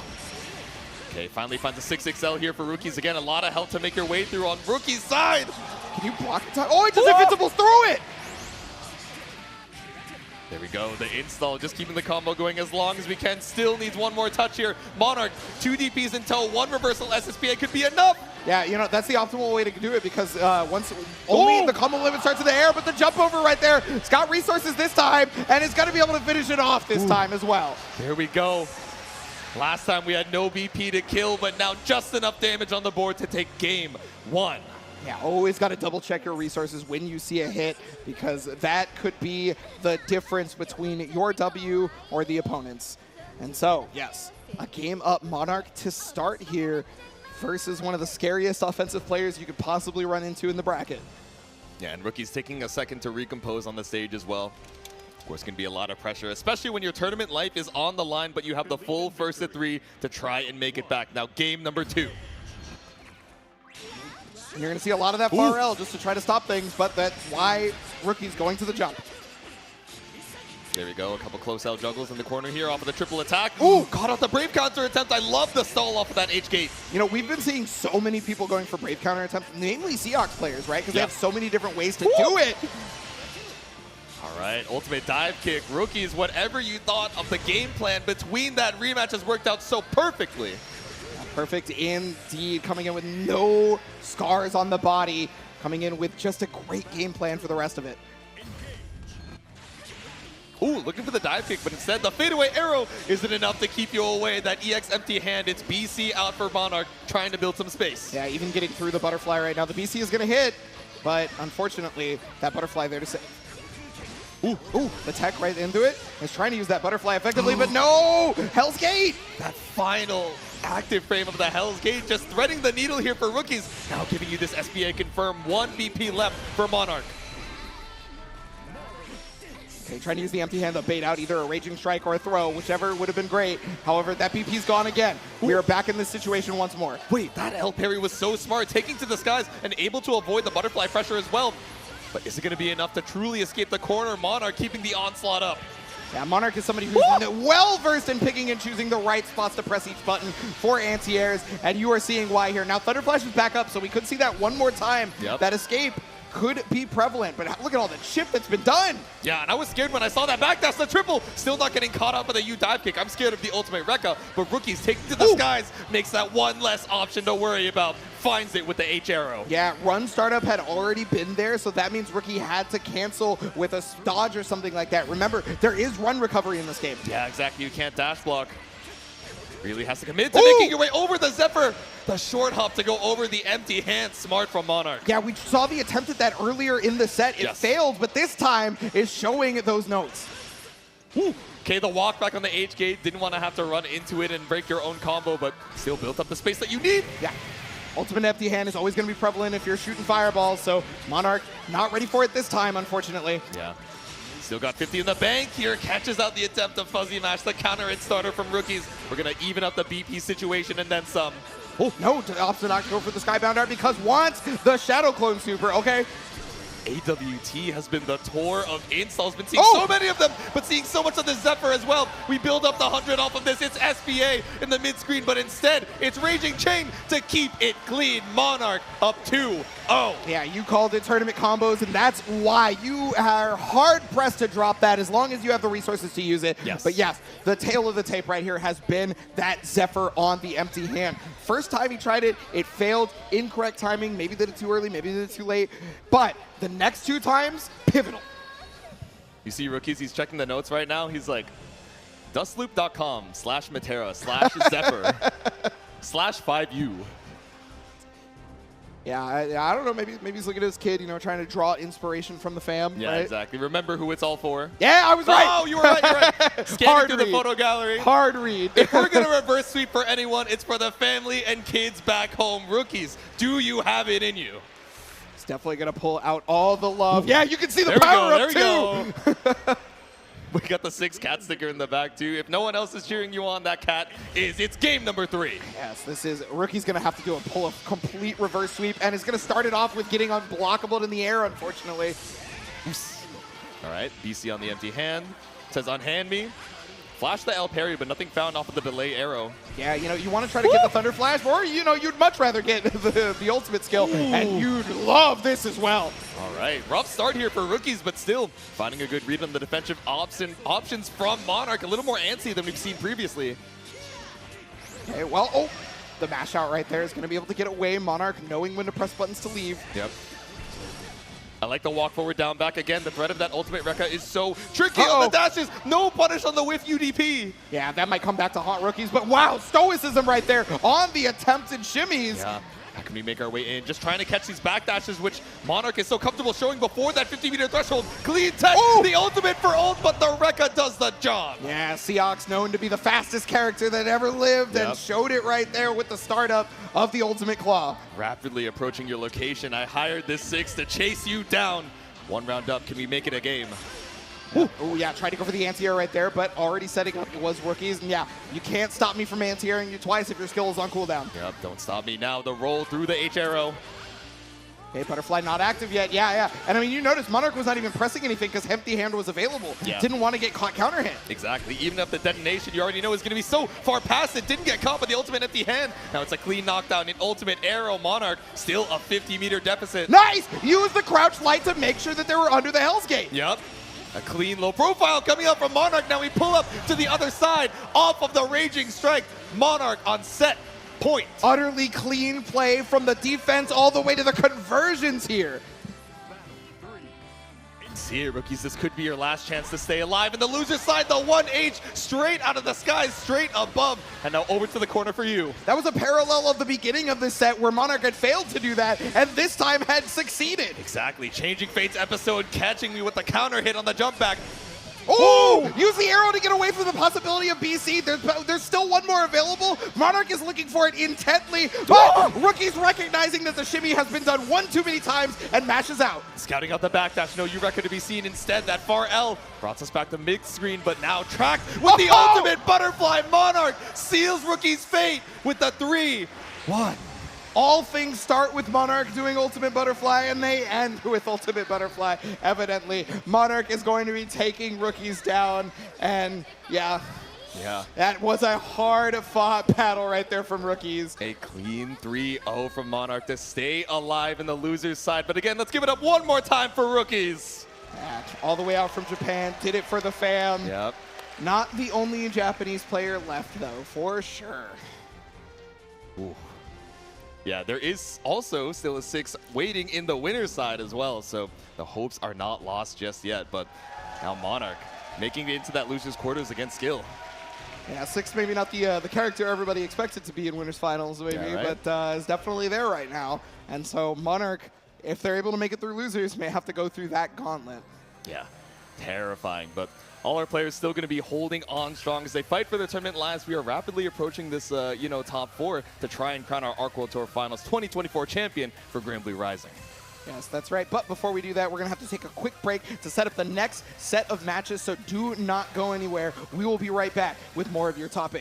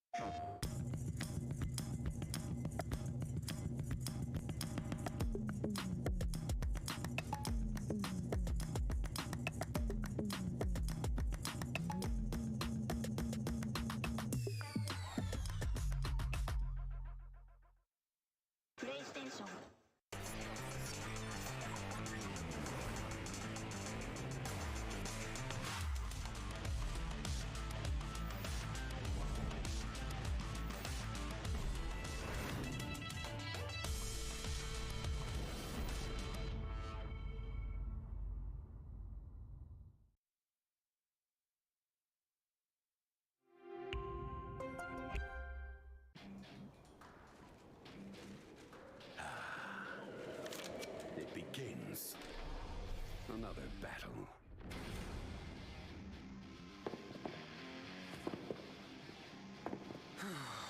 Let's get this done. It is time we settle this. Shadows surround you. Let's go. No time to waste.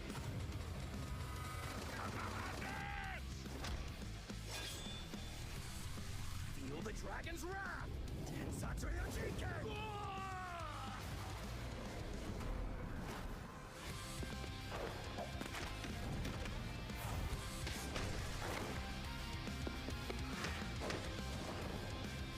Let's end this!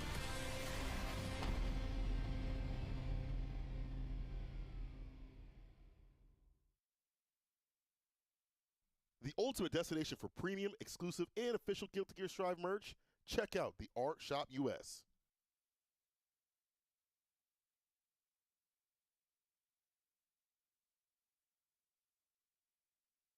Tenno, officially licensed FGC merch by FGC artists for FGC fans. Visit merch.tenno.gg.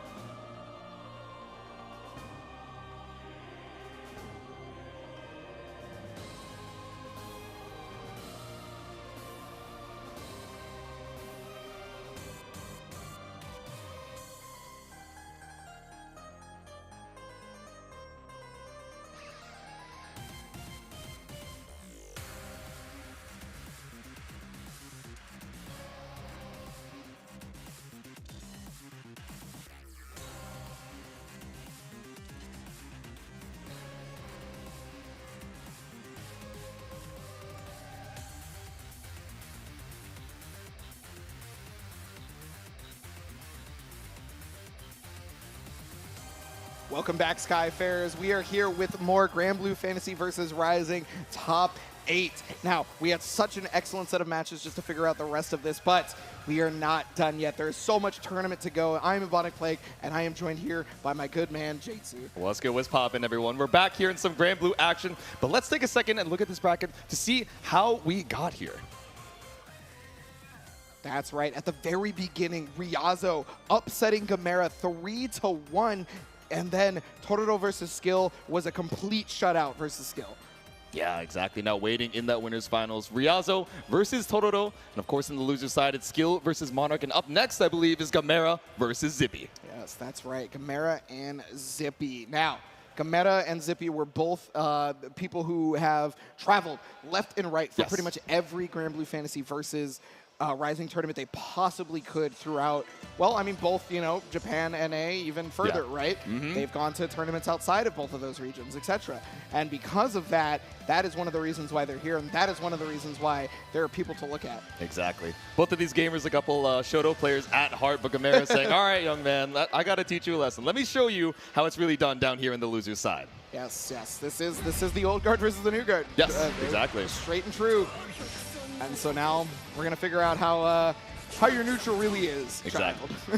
Both of these gamers unafraid to swap off. I wouldn't call them character loyalists by any means, but still the solid fundamentals to transfer between all of these characters beyond the cast. I mean, we've been tearing it up on the Sandalphon, this character that, you know, a lot of us had some doubts when Zippy was saying, oh, okay, I'm going to swap off the Lucilius. Of course, not quite as strong in this version, but still has been tearing it up both in the group stages and staying alive in the loser's side. So. Yeah. I mean, regardless of what Zippy himself thinks of Sandalphon, he's been doing very well with the character because, well, I'll leave it to Zippy to tell you what Zippy thinks of Sandalphon. But, I've heard some, you know, third-hand choice words about his opinions of his character. Repeating that on camera. I'm not repeating that on camera. But he looks confident up there. Look at that smile. Yeah, no. I mean, that's what's important, right? Is you got to believe in victory here in Granblue Fantasy versus Rising. Exactly. Zippy definitely believing in victory. Gamera, though, coming in with the final boss status. You see those prayer hands on the PR photo as well? He's like, I'm praying this is not my last Fates episode, man. I want to make it to Season 2, please. Well, we're in Season 2, luckily. I guess he's made it that far, but let's see how much longer he can stay alive in the loser's side. Our next match, Gamera versus Zippy.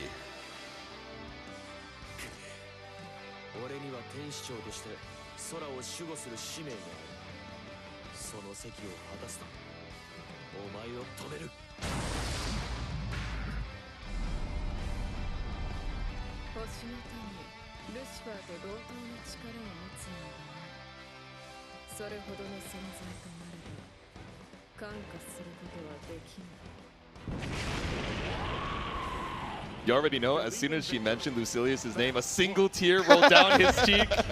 I was actually going to say the same thing. He's like, hold on, now you made it personal. Let me pull up with a 6XL, but instead, it's the 4L to find first blood. Yeah, no, I mean, Zippy may not have Lucilius under the belt right now, the characters that they qualified with, but they do have the wind element behind them. Using elemental release for one of the first times probably wants that movement speed, right? Yeah. To rival that of Gamera. Yeah, it's terrifying because now even just a single EX Pillar poke does so much damage, 20% on top of, you know, if we use those Brave counters, that extra damage modifier. Really wants mobility. Haven't seen any of the air dash, but the speed on these fireballs is contesting so well. Yeah, that's the big thing right here, is the speed on the fireballs, the speed on the 2-2X, right? Yeah. The fact that that's so much faster is one of the reasons why he's stuck to win. And yeah, you're even going to see him go back to it. This is such good matchup specificity we're seeing. Yeah, knew that Gamera might be in the path.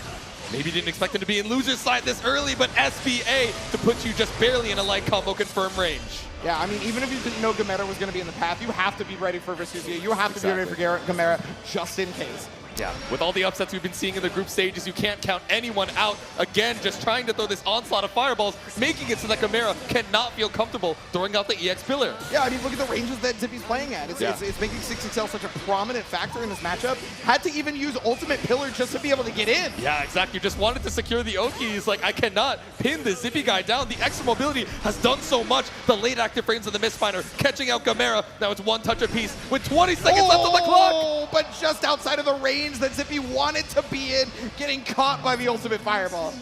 And normally you would stay alive potentially off of that, or at least have to do a full combo to kill, but so much damage off of the BP situation, the elemental state, and now Zippy off of such a close first round, down one. Yeah, I mean, you're already taking 20% off of just being in the elemental state. Can't even imagine how much extra off the BP being lost. Exactly.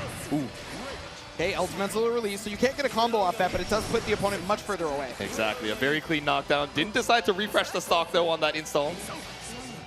Yep, no reason to do it right now. He's trying to stay nice and safe. Goes for fire this time. Interesting. Okay. Yeah, trying to see if the flames are a little bit better of a matchup. Elemental release for the guard crush plus frames. Oh, just barely got away from the Lariat on that one. Is not going to be able to make offensive pressure happen off of it other than just a couple of hits. But Gamera finding the way out with the 2L. All right, Ultimate Orb brings us all the way over to the other side. We haven't even left the ground yet, so this combo still, no, just barely a little bit too far from the corner for that far L to connect. Now Gamera just being able to push away with the BC here has gotten the throw. Not too many of those have shown, but they've been crucial in being able to push Zippy out of the range that he likes to be in. Yeah, trying to bait out a BC or an ultimate DP from Zippy, but nothing to be found. But the counter hit Lariat should seal your fate. Say it with your chest, Gamera. That's game one. Yeah, you want to talk about 50% meter jump scares from other characters. Yep. This character has one, and it doesn't even require 50% sometimes. Exactly. A terrifying thing to have to look out for. That Lariat is so scary. We've actually seen some players in group stages reacting to it with DP, but in the pressure of being on loser's side, the big stage as well, you cannot call that a consistent reaction. No, I mean, especially considering Gamera has been using it in such varied timings, right? Yes, yeah. You don't know exactly when it's about to come out. Yeah. And, I mean, you can see that Zippy is not a person that we've seen have bad reactions. We know he's actually got great reactions. And so if he's not able to, you know, get around that very easily, Gamera is doing something right. Exactly. I mean, I learned over like a 9 a.m. coffee that it's a 16-frame Lariat. I don't know, man. Even with the Zoomer reactions, rather. But either way, we're sending out the Fireball, clean spot dodge from Gamera to set up that EX orb. Yeah, it's... Okay, back to the wind setup right here. Had used that full screen nature to do it, but Elemental Release Guard Crush is going to take it away. Still getting the 6-6L, no full conversion though, and Gamera recognizing it and pressing buttons directly after. Yeah, failed the nature check, failed the 6-6L check. Now you're eating all this damage in the corner. 50% for an ultimate pillar ender here on Gamera's side. Yeah, it's going to be able to get your stock back. Look at that damage output that was available there. Gamera using everything, trying to catch the shimmy right now, but Zippy not biting so far. Good Just walk up slowly and throw. I mean, that dash acceleration is so tricky, even being back at the mid-screen. Gamera so ahead in this round on the HP. Yeah, already with the free BC to get back just before the H Fireball came out. Was able to get the 6-6L. It's going to use as many resources as possible on this due to the fact that they most likely want, the BP back. Paradise lost. Close H, SSBA, just drain the BP. Like you said, Gamera still has that UDP available if we want to try and escape, but even without that counter hit starter, it should be a kill for Zippy if we get the read on the timing. Safe jump right there. No BP there from Gamera to be able to get out of that, so the safe jump was perfect. Yep. Wait it out. Ooh, that was a scary send on the Mistfinder, trying to hold on to space in the corner, but any of these ultimate jump scares could be your doom, Zippy. Yeah, it feels like Gamera was trying to recreate the situation, knew that Zippy wanted to go for the win in the situation that was full screen because of the very beginning of this exact round. Yep. Clip this young Angel's wings. Another round on the board here for Gamera before you can even get started. Incredible play right there from Gamera to recognize what Zippy's habits were off of becoming full screen. Does not want to get stuck in these zoning situations because honestly, during that first game, Gamera was having a lot of trouble with the zoning. Yeah. There we go. The deep dash 2L, but no fuzzy to be checked. Okay, yep, with punish right there. Trying to go for the sweep, but just a little too close. Yeah, honestly, with Versusia, things that you think might be spaced correctly are just actually a little bit inside her range. Yeah, exactly. Such a threat, especially with that tracking EX pillar, and these normals are so good at holding down the mid-screen, but instead 6-6L from back out of the corner is Zippy. Yeah, it may not be as prevalent as the previous match we've seen before, but we're going to get as many wall bounces as humanly possible. All the way to the next corner, and yes, the 5L from so far away, dictating the pace. You're going to go for a deep dash against someone with a 5L like that? I mean, Gamera has been playing it so patient early on, but now with the mashup with Raging Strike, puts a second game on the board. And look, light work, no reaction. I mean, that's Gamera, though. You think this man just wants to go to bed after pretty much every match, right? Exactly, Like, he could be fighting for his life, and he'd be like, oh, I wish I was in bed right now. I'd like to win as soon as possible. I want to head back to the hotel room, but still staying locked in. Knows he can't count out Zippy just yet. Yeah, no, and I mean, it was looking... yeah, okay, you're hilarious. You're very funny. They're going back to the situationship in game number 3? For the one time? We need to calm down on all that. Nah, I mean, it genuinely looks like he's thinking about it and not even, like, trolling. It looks like it's a maybe. Yeah. But goes right back to Sandalphon. Yeah, okay. We heard the toggle on over. Back to old reliable here. Yeah, I mean, you know, you do have a lot of experience with the character Lucilia, so I guess it's not exactly the biggest joke, right? Yeah. It is a possibility, but Versusia, Sandalphon, we are continuing on with this matchup. Yeah, I mean, at the pace that Gamera has been, dictating this entire round, it's difficult to say, oh, I want to go back to the character that requires so much patience and so much time to scale. Again, Gamera off to a strong start. Yeah, Gamera's not trying to get back into that zoning war that was there before because it was just a losing war. It was not a good battle. Yeah. And so you can see that. Ooh, okay. Able to walk and block the Mistfinder. Not too much space lost. Oh, got the ultimate, so yeah, you wanted to try to get your elements, I'm gonna get mine. Oh my god, and the misfire as well, just able to avoid the EX pillar. The spot dodge scooped up with the no escape throw. Yeah, if that spot dodge was maybe a little bit earlier, would have been a tackleable throw, but not the case this time. Yeah. And it is not the case that Zippy will be safe. Yeah, look to check with the 5L. Now you're eating almost 50% for it. 100 meter still available for Gamera. The SBA link should kill. Yeah, this is one of the reasons this character has so much damage potential. Is the output of damage is based solely off the fact that she does not have to worry about combo limit for most of her damage. Yeah.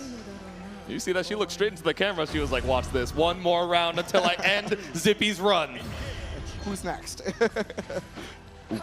Okay, the tap out with the 2L. Just barely at that tipper range too. Just a deceptive amount of range for that light normal. Already, again, another throw. They may be so few and far between, but that's why Zippy is just getting caught with them. Yeah. Walk it out. Again, that 5L so, you know, safe to whip. The recovery so quick in the mid-screen.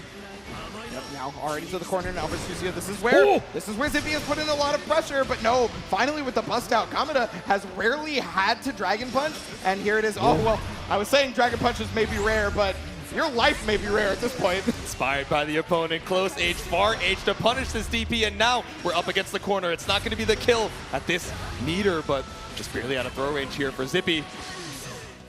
Throw gets tech, but it was a delayed tech. There it is, going to be the 2M afterwards. Yeah, Kamada was very plus right there, and it's going to be taking Zippy out of the tournament. So many things to look out for, and all of them lethal. Gamera moving on to losers semis, but can we give it one more hand for Zippy? Zippy trying to defend the North American turf from our Japanese invaders, but was unable to do so. The young hope of the East Coast still out at number 5, making it to Sunday finals, fighting for his life there in the losers quarters against, again, this guy we've been calling the final boss of the top 8 the entire time. Yeah, now the final boss is a very difficult thing to defeat, but you know it is not difficult. It is not difficult for you to be voting for your player of the day, because all you have to do is head over to arcsystemworks.com/AWT Day 3, and you can vote for any player that you feel like should be the player of the day. I'm not just talking about Granblue Fantasy Versus. I'm not just talking about Under Night, which you saw before, but also Guilty Gear Strive a little bit later. Exactly, across all 3 of these different games. So make sure to show your favorite players some love, whether they made it to the grand finals or they put up a damn good fight in the losers side. Yes, yes. I mean, hey, some of these players inspire me, even if they haven't made the W. I mean, Monarch is my liege, and he's on loser's side, right? Is all I'm saying. All I'm saying. I'm going to try to keep it civil when Monarch is on the stage. Exactly. I remember you told him to that yesterday. He was like, don't say that. He's like, but it's true. My liege, my king. You could lose and I would still bow. Exactly. But yeah, I mean, okay, this is the matchup that you had mentioned Skill was talking about previously. Yes. Did not like whatsoever any zoner matchup, and this is the prolific zoner. Yeah, exactly. Been tearing it up in V2.0. Metera just so fast and so tricky with the short hops and all the different trajectories and speeds of the arrows to try and keep you at bay. Yes, you have some of these armored moves. Yes, you have dash punch to try and look for the jump scare, but against the onslaught, how do we make our way in? Do we pull out the secondary Siegfried just in case, or do we stick with our guns on the Soras? That's the hardest part about this whole thing too, because like his Soras is so warmed up, right? Is so ready to go.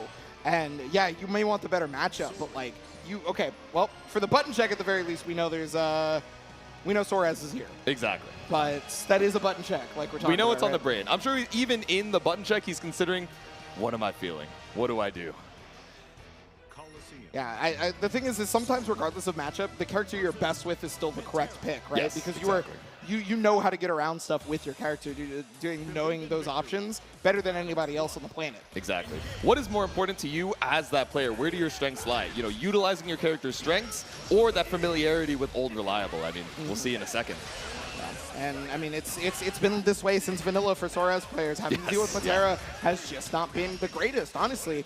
I mean, you know, in the 2.85 patch, there was one mechanic introduced that helped them get around fireballs, but that's gone now. Exactly. Not something we're going to be seeing here. And I mean, let's see. All of these players who have been, you know, active since vanilla have, you know, run into this matchup quite some time. I think, especially with a lot of the players that, you know, especially got more into it with the launch of Rising, maybe a lot more unfamiliar with Metera. Not super common, especially in V1.0 of the new version, but now just seeing her more and more. Yeah, well, I mean, especially with Monarch showing people that, you know, how to play this character, you're definitely going to be able to take notes if you need them. Yep. Because this is the person to take notes from, you know? Exactly. You're seeing it on the big stage. I wouldn't be surprised if we inspire a new, you know, flock of fledgling Metera players after this, but we will see.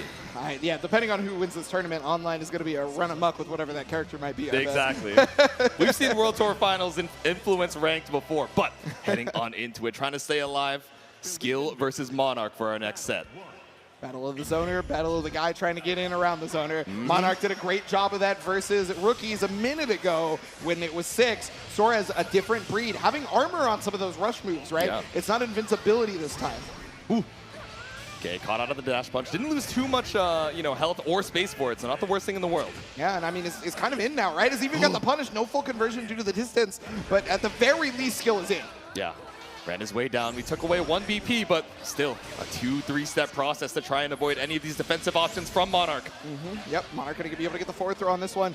Opting not to toss into the corner, still getting the counter hit though. Yeah. Okay, waited out past the butterfly and just waiting for it to pass on by. The ultimate dash punch is going to even up the life lead. Yeah, and it's also going to put this great situation here for Soares. Now, the BC is prevalent, and yeah, I think Skill was looking for it, even tried to back off of the jump in. Yep. All right, ultimate butterfly tracking, just looking for any detonation. Even off of the dash punch, you can't escape. Yeah, I mean, you can do it against the regular butterflies for sure, but the ultimate edition, they spend meter on it. Ooh, spending meter on the ultimate arrow, clean spot dodge, but rapidly running out of health to work with here, Skill. Yeah, Skill's going to need to rapidly approach the location if they're going to be able to make it through this because the chip is now there. Tried to go for crossover, I think accidentally got throw. Yeah, definitely not what you're looking for at the full screen. Trying to avoid the onslaught of arrows, but nothing to be found. First round there to Monarch, looking good. I'm so glad they picked this song, by the way. It's so sick. Yeah, I love Way to the World. Whatever rendition of Way to the World is in whatever video game, I love it. I know, it goes so hard. But to be or not to be for Skill here, again, getting caught out by Zephyr. Yep, oh, but there it is. Oh, yes, had not used the actual projectile, used the normal, right? So less recovery, and was able to dodge in time. Here we go. All right, good awareness from Monarch here on that 50 meter, but that awareness isn't enough. Watch this. Okay, punch the Stars ultimate. Just gonna get the jump in. Okay, was just trying to go for the mid. And another throw right there. Not a ton of throws from Skills earlier, right? So Monarch was not ready for it, attacking basically nothing. All right, around a piece here. Pretty slow starts from both sides. The far L just to try and catch any of that movement.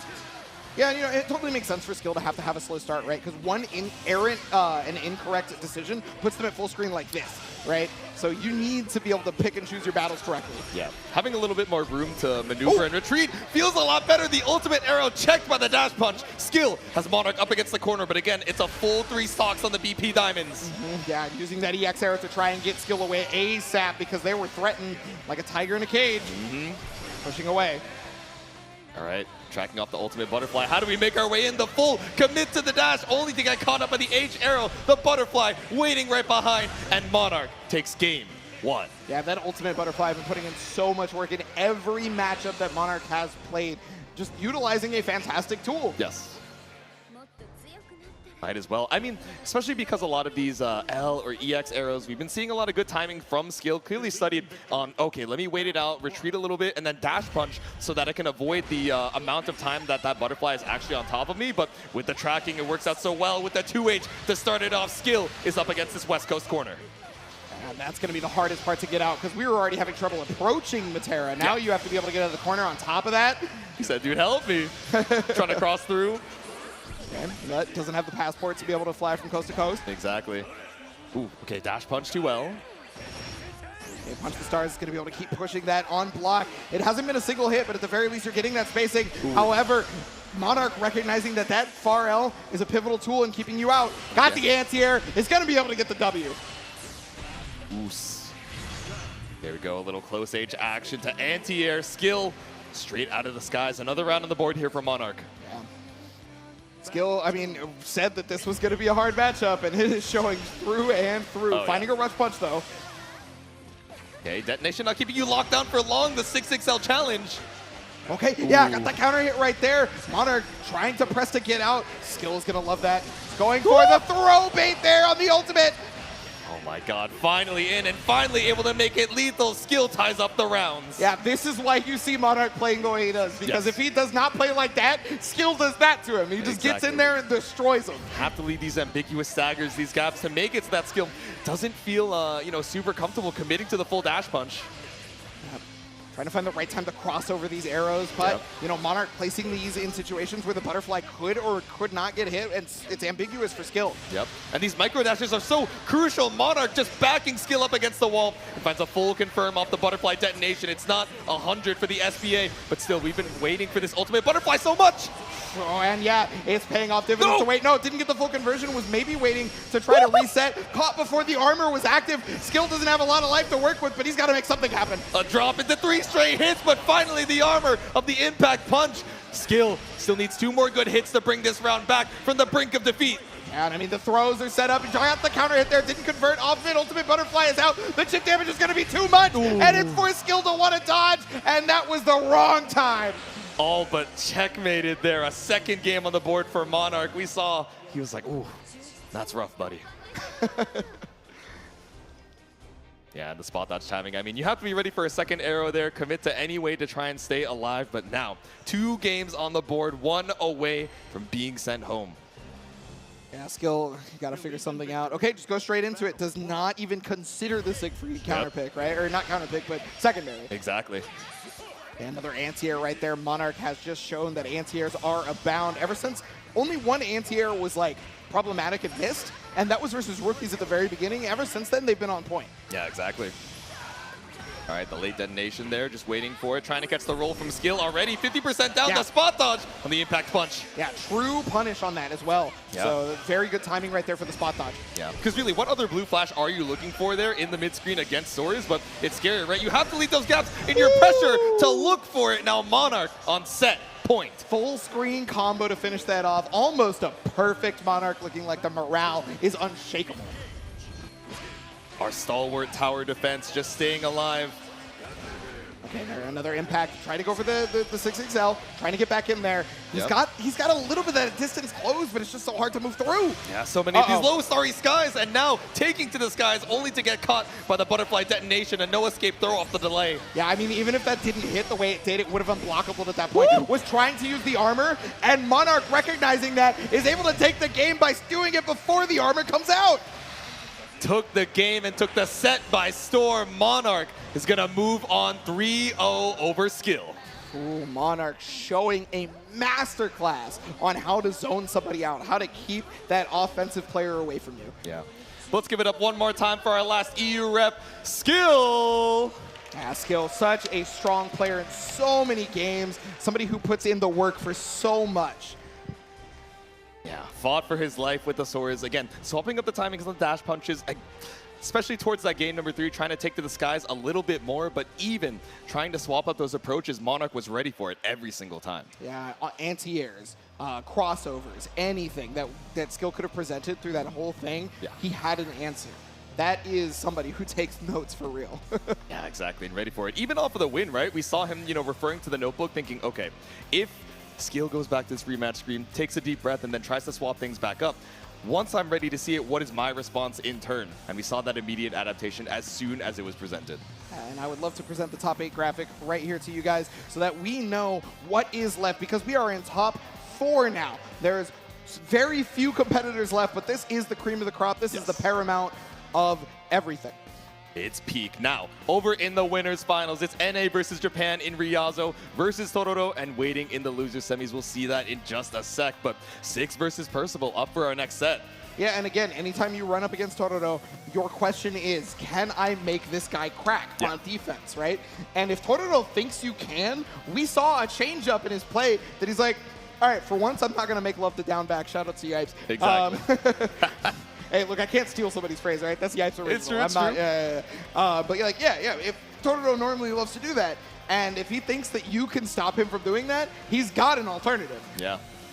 I don't know, man. Ryazo has been taking names on the Japanese side here. 3-1 over Gamera, and now moving on to this winners finals, trying to take a name over Totoro. And even in the group stages, right? Again, that 2-0 upset against rookies that put him in the winner's side of this top 8 to begin with. Yeah, kind of the bane of Japan, right? with defeating Gamera, defeating rookies. Exactly. And now, I mean, hey, look, I'm just saying if it happens, we have to solidify the title, right?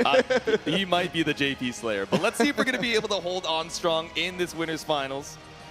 Yeah, got to get those button checks underway first, though, because, I mean, it's a pivotal match. Winners Finals is going to solidify that you are guaranteed top 2. Yes. With such a strong prize pool at this event, yeah, you want to be guaranteed top 2 for sure. Exactly. I mean, that's going to fund travel for the next tour, right? 25 to 26. You know you want to pull up to as many events as possible. Oh, yes. And, I mean, hey, if you don't remember, guys, we did announce the next tour right before Under Night started. That's right. There will be more ARC World Tour coming at you through 2025 and 2026.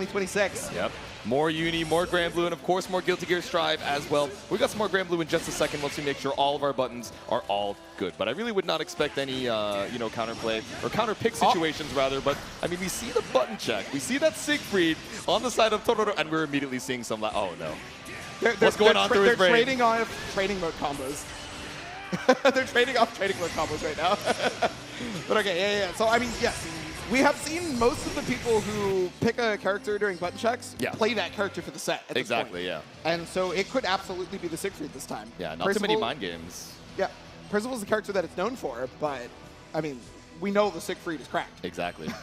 And now we're sticking around on the character select for a second, heavily considering the Siegfried. Of course, we know Totoro for this Percival, this Lord of Flames, but still we got the Firewall available in Siegfried, maybe feeling a little bit more comfortable against a character that is so skeevy, this 6. Well, you got to think about it too, right? Yeah. Some of the biggest damage output on the game from Siegfried versus a character with incredibly low health. Yeah, exactly. That could be make or break for a lot of this. All right, but making or breaking our dream to make it into the winners side grand finals. It's winners finals between Iago's own Ryazo and Ibushigin's Totoro. This is definitely one of those breathed matchups because Ryazo's going to try to take you into his pacing throughout this whole matchup. Exactly. And I mean, Siegfried, the buttons on anti-airs and stuff like that, not super fast, right? Yep. So the jump-ins might just have to be allowed for a little while. Yeah. Just let them rock, play it out patience so that you're not getting swept up into Ryazo's pace, which I think has been the detriment to everybody else so far, but sending it with the immediate gate. Yeah, and immediately trying to take pressure right after that gate was Totoro, walking the overhead. Yeah, knowing when to take turns, right? Ooh, the Thunder Flash, though. Yep. And that's the hard part about fighting Seox, is that he can take his turn back a lot. Swung into the parry. That ultimate Rekka finds nothing. The super jump finds Ryazo back into the corner now, but didn't believe in the spaced out 2M.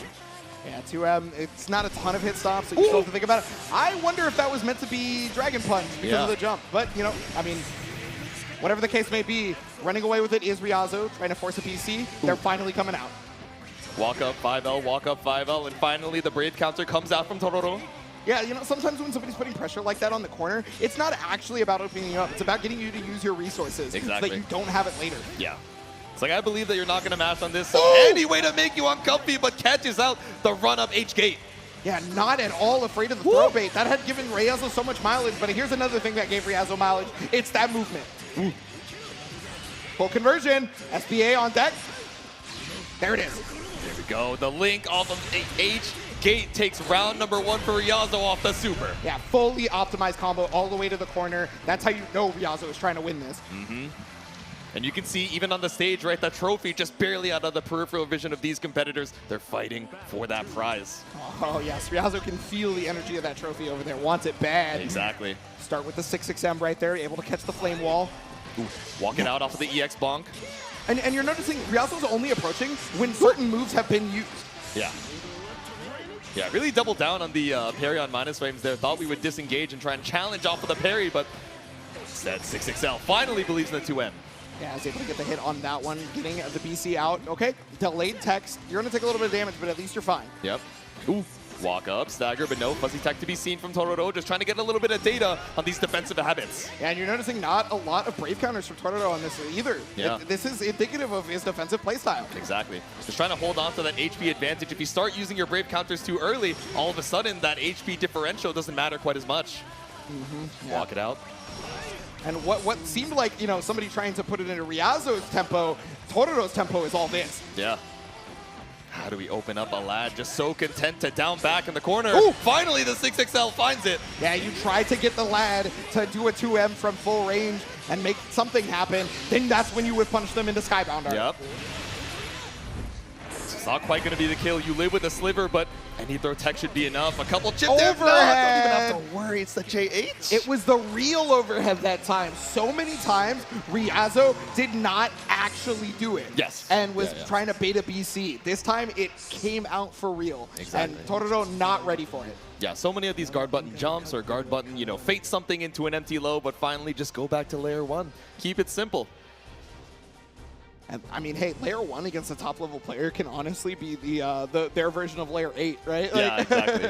Because they're so used to thinking, oh man, this player is so good, I need to pull out all the stops just to open them up, and you forget about the foundational, you know, layer 1. Just, you know, run up, strike. Going back to basics is so strong in every fighting game. And I mean, this game, strike throw, very, very good. Ooh. Yeah, a little late on the spot dodge, unfortunately. That empty hand finds the far L for Ryazo. Not just going to find the far L for Ryazo, it's going to find Ryazo's offensive pressure over Totoro, keeping them in the corner. There's a lot of delay techs here, so they're going to keep taking damage on this. Yeah. Ooh. Once again, caught out with the EX Rekka up against the corner. It's not going to be the kill, even with the SBA, but you get that BP right back. Skybound Art here, BP's back, and this is basically a check situation, right? Yes. No life to your name. You have to basically make every correct decision. Ooh. Yeah, Ooh, didn't believe in the far L hit, just committed to the stagger and that 2M just reaching on the claws. Ryazo a third round in a row. Yeah, and I mean, there's no reason for Ryazo to slow down there, right? It doesn't matter if you get counter hit in that situation, because look at the life lead. Exactly. Look at the life lead, look at the positioning. I'm in the middle of the screen, like, what's the worst that happens? Yeah, I'm going to stick out this 2M. Exactly. You got counter hit 2M, and all we got was a flame wall for it, so big chilling, but finally up against the wall. The immediate brave counter, the difference in the defensive options is so apparent. Yeah, Totoro recognizes that he needs to be way more offensive if he's going to be able to stop Ryazo, because otherwise you're going to be stuck in the corner like he was before. Ooh, you see, we went for the walk forward down back 3 times in a row, just trying to look for that ultimate Rekka, still not caught out, and Totoro trying to hold on to this corner pressure any way he can.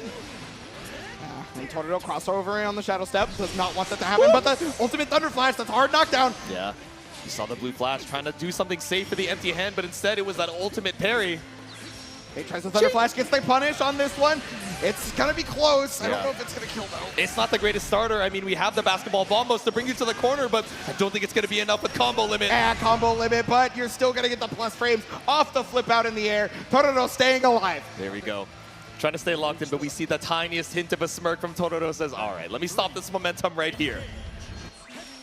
Yeah, even try to get as optimized as humanly possible. That EX is going to stop. Thunder Flash into the forward, but not as much recovery as I think Ryazo was expecting. Yeah. They were probably looking for a punish on that. Exactly. Tried to mash out, and Totoro said, no, I was ready for this. Okay, +2, but yeah, goes immediately for the EX. Yeah, there we go. The ultimate. Yep, clean knockdown off of that UDP, and now just grabbing by the collar, the pull up for the throw. 2 more could be lethal, so BC's out. Baits the throw with the run-up gate. Yeah, we thought Totoro couldn't get the throw baited earlier, but evidently that's the case. Got the hit. Is going to be able to use every resource to their name. One apiece now. Totoro, inspired by the lands he stands upon, the wake of MASH to tie it up 1-1. Yeah, definitely thinking about cheeseburgers in the mind right now.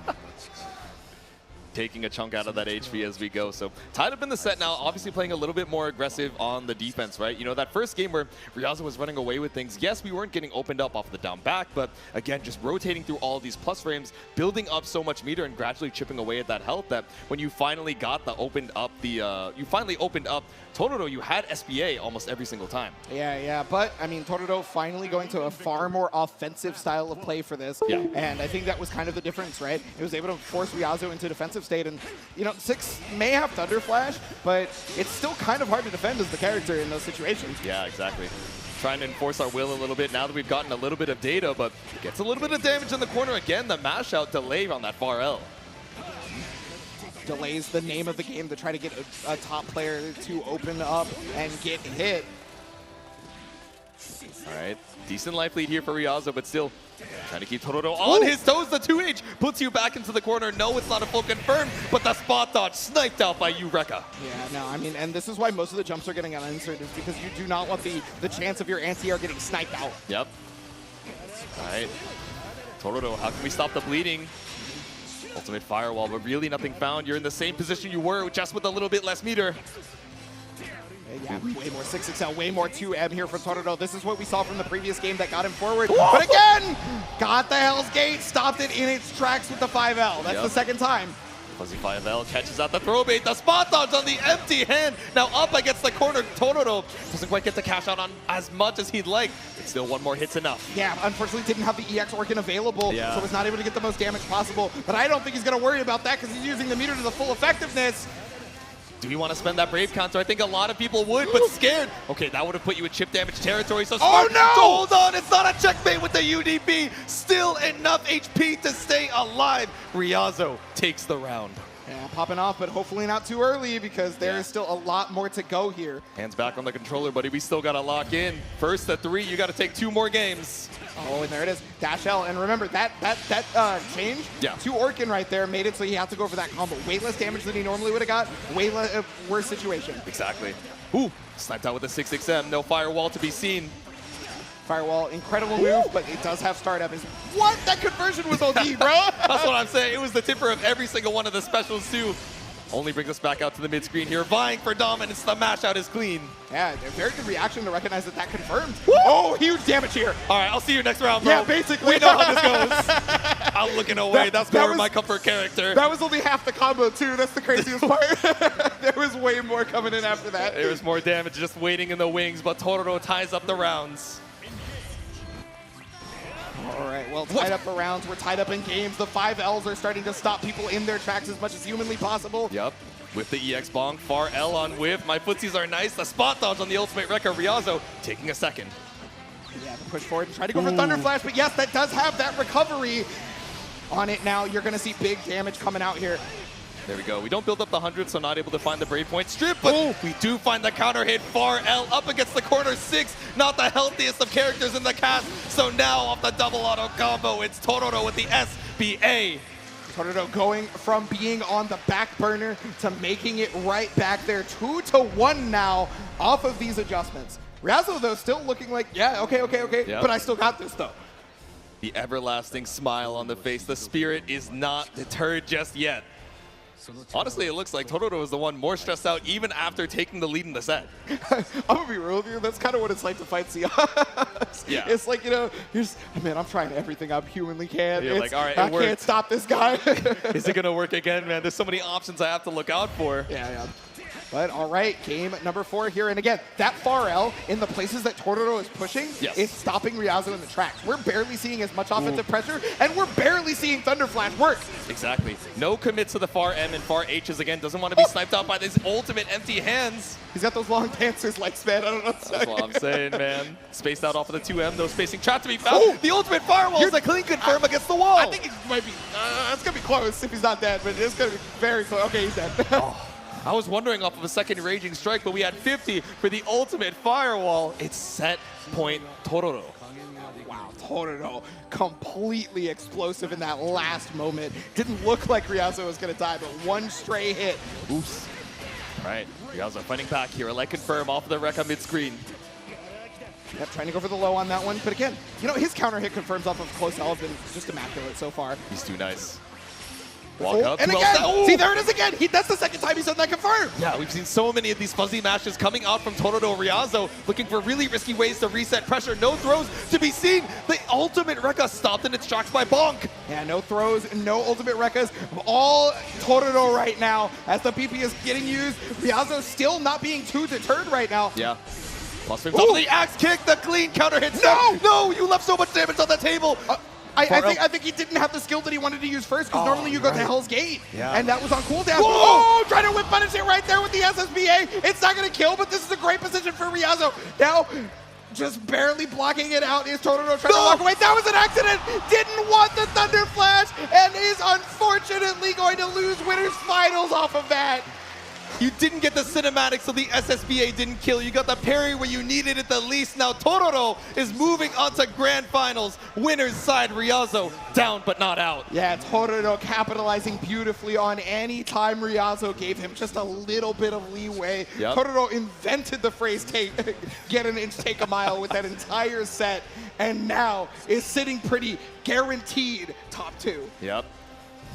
Said, all right, you took the 2-0 over rookies. Yes, you sent Gamera down to losers, but I'm staying strong, representing Japan in the winner's side. Tororo, proud to be waiting for his final set later on.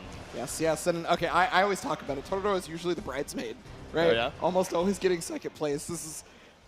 It can happen. It can happen. It might be possible. Yeah. But still has such a lead. All the time in the world to watch his competitors fight it out for the opportunity to try and reset the bracket against him. Yes, yes, and I mean, hey, we've got a couple of more competitors, but we have a lot of players throughout the rest of the day, and you can vote for one of them being your Player of the Day, brought to you by PlayStation. That's right. Vote for your Player of the Day by going to arcsystemworks.com/AWT-Day3, yes. and you can vote for your Player of the Day. Maybe it's Tororo right now, maybe it's anybody else throughout this, and that's not just here for Granblue Fantasy versus Rising. That's also Under Night. That is also Guilty Gear Strive. The strongest player, your favorite player, the goofiest player you've seen all day. Cast your vote as you'd like and do your dailies over on the arcsystemworks.com website. Yeah, thank you to PlayStation for doing that. But we do have more matches in store, and this is another one that I've obviously been looking forward to because we are going to be having Monarch versus Gamera. Let's see it. Another NA versus Japan match down here in the loser side. The last chance for both of these gamers as they head on into things. I mean, Monarch, of course, pulling up with the Matera. And again, I'm wondering, do we want the Beatrix to try and look for these Riding Frees, these Thunderbirds to go around a lot of the arrows, which, you know, potentially could be caught out by the Great Fall, by these Zephyrs, or do we go Versusia to try and go toe-to-toe with this ranged game? Yeah, honestly, I feel like Versusia probably pretty strong in this type of matchup, right? Yeah. Because like she's like an anti-zoning zoner, if you will, right? Like I've used that term in the past for Arc System Works characters before. Yes. Hazuma and BlazBlue is one of those characters, right? But Versusia doing it a little bit differently than Hazuma, for example. And so she's also got a great run speed once that startup is activated. She can definitely make you squirm when you think you're normally at defensive advantage. Exactly. You're at that mid to, you know, almost full screen range, and all of a sudden you're thinking, okay, I'm clear to put out a butterfly. I'm fine to throw out a 5H, and all of a sudden you're getting sniped out by EX Pillar. She gets the 5U, and now next EX Special, she gets to just refresh into plus frames, and you've been pushed over to the corner. So it's a scary situation, even for Monarch, someone who's been so confident on the zoning so far. And then on the other side, say they pick Beatrix, right? Yeah. That's one of the hardest things to deal with when they're up directly on you. Because Beatrix, the second she guesses right once, half of your life bar is gone. Exactly. So it's a very scary, and that's after damage nerfs, by the way. Yeah. She used to be even more potent on the damage, and now this is her in her toned down state. Okay, She's well, mellowed out a little bit. In the button check, it looks like Beatrix. Okay. Now, again, this is 3 out of 5. We saw the potential change up in characters before. Yes. We saw start with Versusia, switch to Beatrix before. So maybe it could just be the other way around, depending on how this matchup goes. All right, we'll see how it goes, but making sure the Zephyr is all good. I mean, that's been, you know, a money-making normal in some of these matchups, right? So many of these money-making special, I suppose, right? You know, It's just going over some of these events. events. It's a unique Exactly. action. Yeah, it's her 5U. Yeah. So, I mean, it used to be that she was the only character in the game that could do that until we got Grimnir, right? And that character was running amok and doing the same thing as her, but, you know, in a different fashion, of course. Exactly. Same kind of game plan, different palette, but that's how it goes here. But matching on the red and black as we head into our losers semis. I still can't get over that the notepad is in the picture. It's so good. The fact that it matches the outfit is so clean, man. Did he try to line up the notepad with the? Do you see that? I think so, because it's the black, the white, and the off-white of the cardboard. How did I just notice that? It's so good, man. But my liege. My king prevails, but can he prevail against Gamera? Again, down here in the loser's side, fighting it out against the Beatrix. Man, one of the strongest players with one of the strongest characters that he can bring to the table, Gamera. I mean, hey, that's one of the things is the game is constantly evolving and players are constantly getting better. Gamera may be one of the most winning in terms of our history with this game. Yeah. But that's not always going to be the case as long as everyone keeps rising to the challenge. Exactly. Our winning son might be dethroned as more and more confident gamers make their way into the family. But game number 1, let's see it. And then we're going to see a very similar start to what it is. You have to have with skill, right? Yeah. With skill, he had to start pensively so he can make it around the zoning first, and that he didn't get put in a terrible situation. Exactly. Ooh, the low arrow catching out the Riding Free. We saw a lot of 5L early on, right, to try and safely preempt that, but especially up against the corner, it's not the scariest thing in the world to check with that 6XL. Yeah, 6XL is going to make a good start for Monarch happen here. As over half the life, the Skybound art is going to come out, the PP is going to go away, and they're going to get their own back early. Yeah, I wonder. This is one of the first times we've seen the SBA from Monarch, I think, really heavily prioritizing, taking away that BP to make sure that, you know, Beatrix, one of these characters you can never count out, especially with that Delta clock. Now, up against the corner, I mean, you might actually be one hit away from dying. Yeah, it is actually genuinely quite scary as a result of that. And you can see Monarch still not trying to errantly press a single button as a result of that. Exactly. Lethal is on the table, especially with 100 for Gamera. He's like, please don't Radic free. Please don't 6XL me. Okay, well, that's with Delta Clock. This is actually a better starter for... Oh, I was going to say for Monarch that was a better starter because it wasn't going to kill in that time. But hey, that's even better. Not only was it not going to kill, it wasn't going to confirm the whip on that Raging Strike. All right, Monarch able to breathe a deep sigh of relief. You know, this weekend there's been a lot of whiffed Raging Strikes versus Monarch specifically. I know. Something mandate of heaven, but stuck here in the corner, I don't know. It's looking like a hellish situation. Gamera trying to assess the face of Monarch Spirit to try to figure out how to open this player up. Yep. What makes you crack? Ooh, caught up on the late active frames of the ultimate Thunderbird. It was so late, Gamera wasn't ready to pick it up. He was like, huh? So I didn't think that would hit either. The preemptive check with a 5L. No, a little bit too shallow on the throw. Yeah, it's going to be a full knockdown right there. Monarch going for the throw, has been putting these throws in a position where Gamera is just not ready for a single one of them. BC comes out, is trying to bait again, but the 6XL comes out with the Delta Clock, has Super Skybound Art on deck. Wait, the fadeaway jump sniped out here by Gamera. This SSBA cinematic isn't enough without stripping that last Brave Point. You live with a sliver.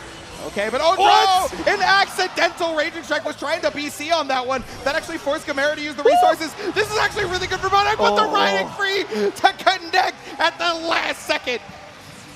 Gamera took the round, and he's still upset about it, and I think we all would be too. It should have been a much more open and shut case, but still, one round apiece here, just in this game number one. Yeah, no, you want to make sure that everything you do is clean, because no matter who you're going up against in this top four is somebody who is very difficult to defeat. Exactly. You're going to need to bring 100% cleanness. Can't leave anything on the table. The fadeaway on Zephyr, the 6XL to check. Yeah, trying to go for the ultimate fireball in preparation for Monarch's fireball, but not finding the right time. Okay, the Thunderbird, ultimate. Ooh, and the butterfly is still tracking, just keeping you locked down with the delayed detonation. Able to find the perfect spot dodge timing through the Great Fall. Yeah, very fortuitous for Monarch that Batera's ultimate butterfly does not go away even when hit. Exactly.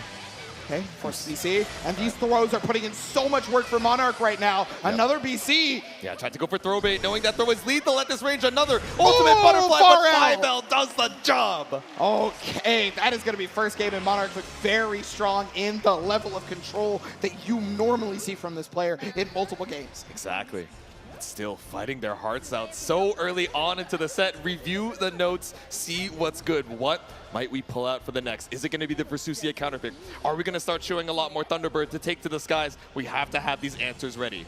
Yeah, and I mean, that is just one of the nicest things about why Monarch is usually at the cream of the crop, right? Yeah. Is because even though a W happened, still wants to reiterate the notes. Be like, okay, am I forgetting anything? Yeah. Because I do not want to be caught slipping. Exactly. Especially with so many of those rounds going down to the wire, remembering, okay, what is my answer? How do I organize my mental stack against what Gamera is showing as we head into game number 2, sticking on the Beatrix? Yeah, I mean, it wasn't exactly like an open and shut case in regards to Beatrix being bad for this, right? Yeah. It was still kind of close with one round apiece. Exactly. So he's just believing in his character, believing in victory, and trying to make his way through Monarch's level of zoning. There we go. The dash, delay 2L, no fuzzy to be seen on Gamera's side, but the walk back, 5H, a little bit too far for that wall bounce. Yeah, and Gamera hasn't yet assessed that Monarch is willing to just sit there and block, right? So he's not really going to get opened up by too many shimmies. Exactly. Yeah, just chilling out, waiting for guaranteed BC points. Fine and spending a diamond just to try and find some space. Okay. There's a throw attack right there. Gamera was getting destroyed by throws before. Already in adjustment. Oh, full combo. Yeah, there we go. We went for the slow fireball this time, and not only did it catch up the spot dodge, it was enough for a full confirm to the corner. Now Gamera back in proper shape. Yeah, going for the empty jump, trying to show if it's a higher low, or trying not to show if it's a higher low on this one. It's going to get Skybound Art, is going to get this round. Oof. There we go, an SBA to put the wind back in Gamera's sails. Yeah, put a tourniquet on the bleeding right now. Gamera still in this. Remember, we are 3 out of 5 the whole way through this. Lots of notes are going to get taken. A lot of adaptations are going to get shown. Exactly. plus frames. Monarch's like, it's fine. I'll lose a little bit of space, some IB for meter. We're looking for that ultimate arrow and, of course, that ultimate butterfly as well. Yep, a great spot dodge so far on the arrows. Well, finally getting caught by one. No! Oh, yes! Was because of the crossover, they were closer than Monarch was ready for. So that was way more negative than it would have been. Yeah, just waiting for the spacing on that 2U, but Gamera one step ahead, like you said. Now, block string in the throw, up against the wall here, knowing that next hit has SBA behind it. Yeah, and there it is again, the stoicism from Monarch. He remains stalwart and not trying to deal with those shimmies. Gets out with the 6XL. Oh, counter hit! The bass boost resounds to the crowd. Now Monarch with the raging strike has you up against the wall. Ultimate arrow, the double butterflies are set. Yeah, was looking for one of the butterflies to be activated before BCing was Gamera, because that is one of the smartest spots to do it in. Oh, command throw. Scooped up with the command throw. It's the kill too. No extra damage required. Gamera ties it up. Yeah, I mean, you know, if somebody's doing a lot of that, just waiting and actually reacting to throws, command throw can be really good for that because you can't tech that. So Gamera finally showing that. Hasn't used it this entire time. And hey, you're going to do a little bit of damage to yourself, but that doesn't matter once you got the W. Exactly. A little bit slower than the normal tech, but like you're saying, right, you can't button tech it so to blow up some of these really late delay fuzzy mashes, which we might have been seeing from Monarch. I don't know, man. What's our game plan next? Oh, wow, yeah, we're going to see a lot of this is what I think is time in between rounds. Yeah. Because Gamera likes to meditate, and then Monarch loves to look at the notes, right? Exactly. So people are going to take their time. We're in for the long haul, I think. Take time to reconsider. We got the micro nap, the reassess of the notes, but the recall working out clean for Monarch as the Zephyr brings us all the way to the corner. Yep, keeping it there, but just a bit too far away. That's great for Monarch. Going to take that all the way to the bank. There we go. The butterflies just chilling here. It's still tracking. Be careful. And I mean, it's still out even after the throw, so that's going to allow way too many plus frames for Monarch and way too much advantage for this corner position. Yeah, and that's safe media as well, even with the threat of UDP just chilling on the side, that mid-range ultimate arrow. Yeah, tried to Thunderbird their way out, but the ultimate arrow too far. Not able to make it happen. All right, waited out. A little delay on the low arrow, but Gamera just chilling out, looking for an opportunity to 6XL and run our way through. Okay, overhead. You know, you were talking about how there was a double-digit negative overhead, but sometimes you have to represent it on the opponent. Ooh, wow, that's high up. That's full conversion. Oh, ultimate DP, one of the first we've seen all set. Actually, the first we've seen all set, right? Yeah, exactly. A clean knockdown, but speaking of ultimates, it's the ultimate fireball to push us back into the corner. Throw bit off of the M Thunderbird. We're running away with the damage. It's not quite the kill just yet. Yeah, save that SBA for the confirm here in just about a second, but the throw comes out. It wasn't command throw, so it doesn't kill. Trying to get that chip damage going, and now Chip Guts is gone. Riding free is just as free as it sounds. Only so much you can do. A clean wake-up spot dodge to avoid the immediate chip damage checkmate, but Gamera had so much meter left in the bank. Yeah, Gamera recognizing what the chip situation was, getting these far heavies in the proper moments. I mean, it is one of the best spacing tools in the entire game. And Gamera capitalizing again off a crouch confirm. Oops. All right, EX Thunderbird, keep the combo going. No ultimate Thunderbird ender in here. Yeah, just going to keep these 6XLs, these projectiles prominent. And again, no shimmies are bitten on. Yeah.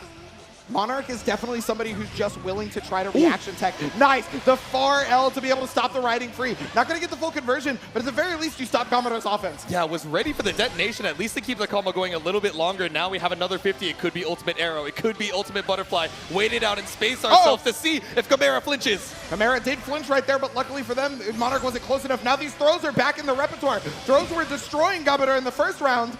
And now we go back to layer one. Let's see if we can find one more throw. We do, but on Gamera's side, now SSBA available for both. Another throw right there. Delta Clock still available. And finally the command throw to finish it off. Gamera ended the last game with that and ended this game with it as well. Monarch has to respect. All throughout group stages, we would always see 2 throws, never 3. No one ever goes for the third, but the delay run-up command throw. We saw it that last game. We'll see it again. Gamera now up 2-1. Yeah, if it seems like he's finally figured out, wait, I've tried to shimmy him for 3 games straight, and it's not worked once. He can just hold my throws then. Yeah. It's like, wait, why isn't he biting on any of my throw baits? It's like, wait, maybe I should throw him. Maybe I should hold on now. But it's a scary thing to commit to, right? Especially if you mash out wrong and then all of a sudden you're back out to full screen and you have to gamble with your life on this riding free that Monarch has been doing such a good job of checking with the 5Ls and the ultimate arrows. But heading into it, game number 4. Yeah, could be set here for Gamera. So whatever Monarch looked at in that notebook is going to have to come out now. No more secrets. Yeah, cheating on the test a little bit, looking at your opponent's notes. Let's see if it's going to be enough to prevail. Yep, Fireball's going to get spot dodge, but that's going to allow Gamera to still be able to 6-6L their way in. And yeah, here's the throws, right? You mentioned it. Why don't I just actually do it? Now rotating it a little bit more skeevy now. Run up for the 2L to try and catch the delay tech. Nothing found. Monarch full committing to the down back. Yeah, even after Gamera was trying to condition that throws were present for real this time, still did not guess on the shimmy. He said, bro, you want to throw so bad? He's like, no, I'm good. I still got more HP to fight with, and I still have more meter to run up for Ultimate Butterfly. It still keeps tracking. Oh, yeah, the throw finally tagged. Ultimate Butterfly finally gone as well. Ooh. No meter on the side of Monarch here, so uses the Brave counter, able to find the throw after this effort. This has been the round of throws. No strikes to be seen. Yeah, and as I say that, 6XL. Yeah, not a ton of strikes have been making it, though. Throw has definitely been most of the damage. Finally, we are attacking at a quick moment right there. The Zephyr jumps over, and Monarch is going to stay alive on that one. There we go. One round closer to tying things back up. We want to see that game 5. Oh, boy, yeah.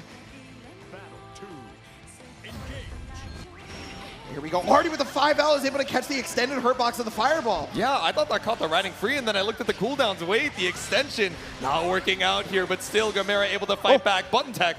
Yeah, I mean, was probably trying to meaty right there and then ended up getting, caught by it. But there's the 5H. Good situation here for Gamera. Yeah. Imagine we go for Ultimate Thunderbird. No, just LDP Ender. Don't want to spend any meter for this. Threaten the SBA, but no, a little too shallow on the throw. Now it's run up close cell once again for Monarch, evening up the HP. The spot dodge through the Ultimate Fireball and waiting. You want a riding free so bad. Yeah, definitely trying to cover every option of movement for Gamera. Gamera not biting and willing to down back here. Is taking a lot of throws, but you've only got so much life left before Chip becomes your end. Walk it out. Quadruple arrow, the 5L to check. Any attempt to riding free, but no, you're chained in this corner. 2 more BP. And 1 more 6XL. We get 1 more game in this loser semis. So much offensive pressure for what would normally be the zoning character and player right there. But that shows the mark of somebody who should be in this top 4. Somebody who can play multiple play styles based on what they're having to fight. And they need that sort of thing to be able to adapt. Down but not out. Down to take 1 more rest at the rematch screen on both sides. Locking back in for their tournament life. This game determines who fights Riazo in losers finals. Yeah, this is a lot on the line. You get quite the pay jump in the prizes too if you're going to be going from 4th to 3rd. Yeah, we got to be thinking about those checks at the end of the day. Looking for top 3 in game number 5, starting it out with an L riding free. Yeah. And I mean, that we know that Monarch can defensively do it, and so does Gamera. So he's like, I gotta get in immediately before that becomes a factor. Try to take away as many Brave points as possible and make it harder for you to defend. There we go. Off of the Zephyr, just stagger off of these close cells, just waiting for the Butterfly to make its approach. Try to get the plus frames there, but it doesn't matter how many plus frames you got. If there's a gap, then I can get it through it. Yeah. Again, that's like one of the first times we've seen UDP from Monarch. Just shows it every so often to keep it on Gamera's brain, but wants to hold on to that meter for the U Butterfly. Yeah, throws getting tech. Gamera is no longer getting just body backed by these throws anymore. And no ultimate DP on this one. Has got counter hit here. There we go. Runs down the Ultimate Butterfly timer with a combo of your own. Finally bites on the throw bait. Gamera has been chewing it this entire set and finally comes up clean. EX Fireball into Raging Strike. Gamera on set point. Yeah, just like you said, had been trying to condition Monarch this entire time. Seemed literally impossible up until now. It does show that Monarch can crack. Defense is not completely there. Can the fortress named Monarch finally fall? Can tower defense find a gap? Finally, the spot dodge, the EX Thunderbird makes Gamera's way in. Yeah, the unstoppable object has moved all the way to the corner versus the immovable one, but can they find another shimmy? Because it seems like all these strikes are gaining a lot of meter for Monarch. You see all these instant blocks, right? Yeah. Ultimate skills are going to be on deck left and right. Exactly. The meter economy matters so much. Get all the meter where you can. That Ultimate Butterfly has done so much, and so has the Ultimate Arrow. So much space out of the corner as Gamera vies for the BC. Yep, it's going to be able to get a throw on this one right now. Just sets up the easy way in. Is trying to bait everything out. Has got the hit right now. Gamera has every resource in the world and should be able to take it with the Skybound Dart. And that'll be it. Gamera has taken out Monarch. It's such a close set. Beatrix stays alive. Monarch brought it down to the wire. But our NA rep down here in the loser's side falls. And I'm going to keep true to my word. Yeah? Monarch is still my liege. My liege, my king. And let's give it up one more time for Monarch, everyone. Yeah. such a hard-fought battle. I was looking forward to this the second we saw Monarch lose, and I was like, wait, that could mean Gamera versus Monarch right here. Yep. We saw exactly that, and we got the close battle that I was looking for. Good Lord. For your first year coming into a hyper-competitive level of Granblue Fantasy versus Rising, you showed out, buddy. Exactly. Not unfamiliar with the big stage, not unfamiliar with taking these championship belts home, even in Granblue, but I don't know, man. Gamera, this long stay, staying in the loser's hot seat as he moves on to finals against Ryazo. Yes, that's right. So, Kamada Ryazo. Now, this was one of those things that we saw a little bit earlier, wasn't it? Through Evo, right? Yeah. Did we not see this matchup at Evo? I don't know if it happened to be on stream, but we did see them run into each other for sure, yeah. Okay, yeah. So because of that, that was one of the weirdest. This might be one of the weirdest like matches because they know each other now, right? Yeah, but exactly. regardless, we got to get set up for that. So we're going to take a quick break. Please do not go anywhere because this only gets crazier from here.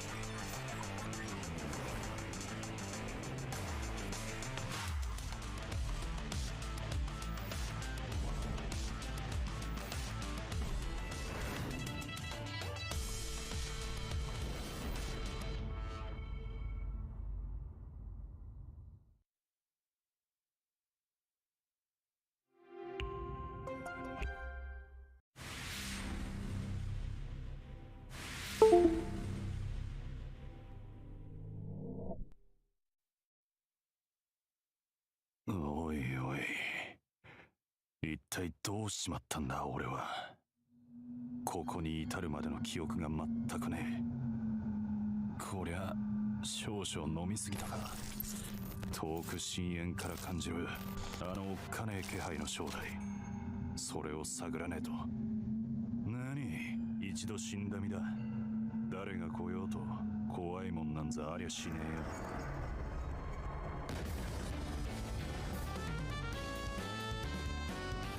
我が名は王、万機の頂に立つ帰国の王。黄泉より湧き立つ正気、命立つ死神の剣。そのまま落ちていくといい。鬼どもの待つ地獄へとな。とっておきのやつ行かせてもらうぜ。瀬戸へ、闇なる力、万物打ち砕く破壊の王のもとへと。この拳受けてもらおうじゃねえか。帰国の王人違いだ。その男なら死んだよ、もう。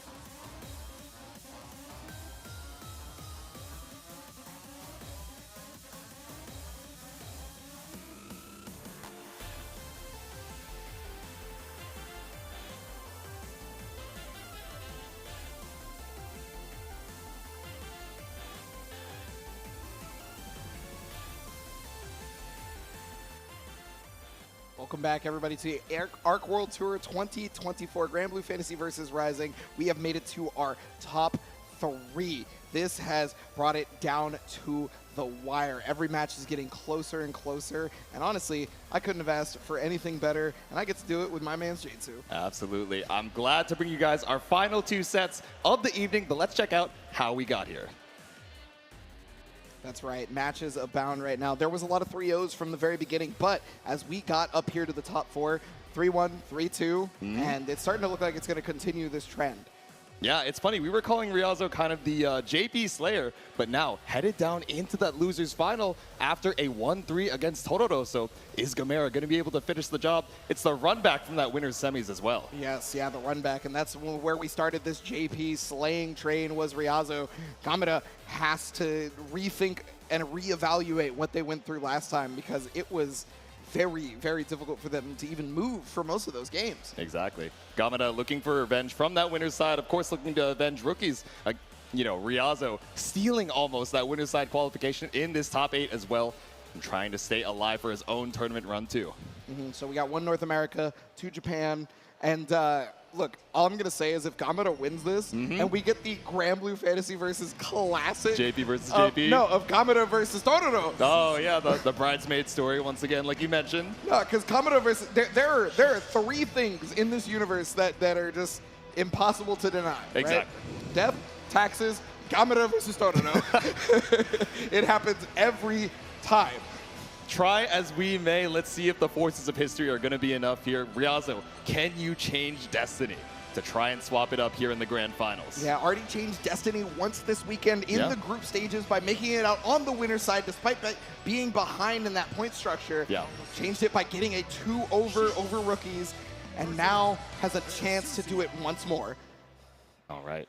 The buttons are all good, and we're heading back into the Versusia. And something to mention, right, in that previous set, Gamera had kind of swapped back and forth between the Versusia, went to the Beatrix to see if it worked out, and then back onto the Versusia. So, you know, maybe knows what we want to do for the matchup, but how can we stay alive against Riazo? Yes.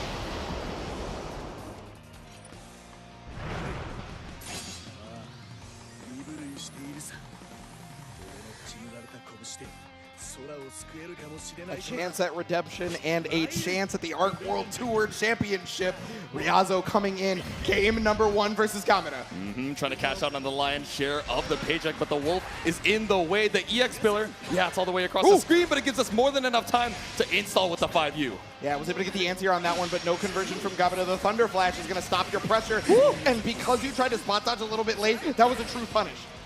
There we go. Found you on the other side. Escapes the corner for it. We still have our back to this East Coast corner, but quite a bit more space taken. So many 6XLs, and finally lets the parry rock. Yeah, Ultimate Thunder Flash was not wanting to block any further because they knew the corner positioning was coming up. Stays away from that Lariat. Not only do you want to give Versusia the refund, but you definitely don't want to have to block whatever comes after. Exactly. Such a jump scare special there to have to look out for. Same could be said of the 6U Rekka, but, and as we say it, spend the 50 for it just to try and find some space. Yeah, I was maybe looking for the Dragon Punch to come after, or maybe even the BC, right? Because it is a special attack. Not biting on the shimmy. We saw Gamera have to go through so many shimmy situations in the previous set, and now he's starting to take those.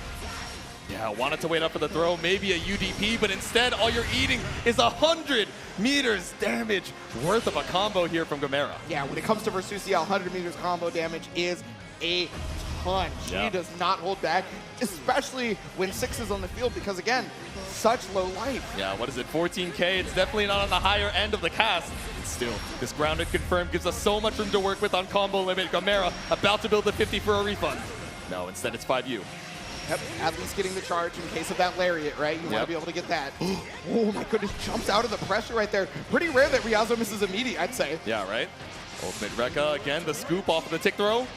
Throw again, and at the beginning of the previous game set, that Riazo has noticed that he was dying to throws at the beginning of that. Yeah.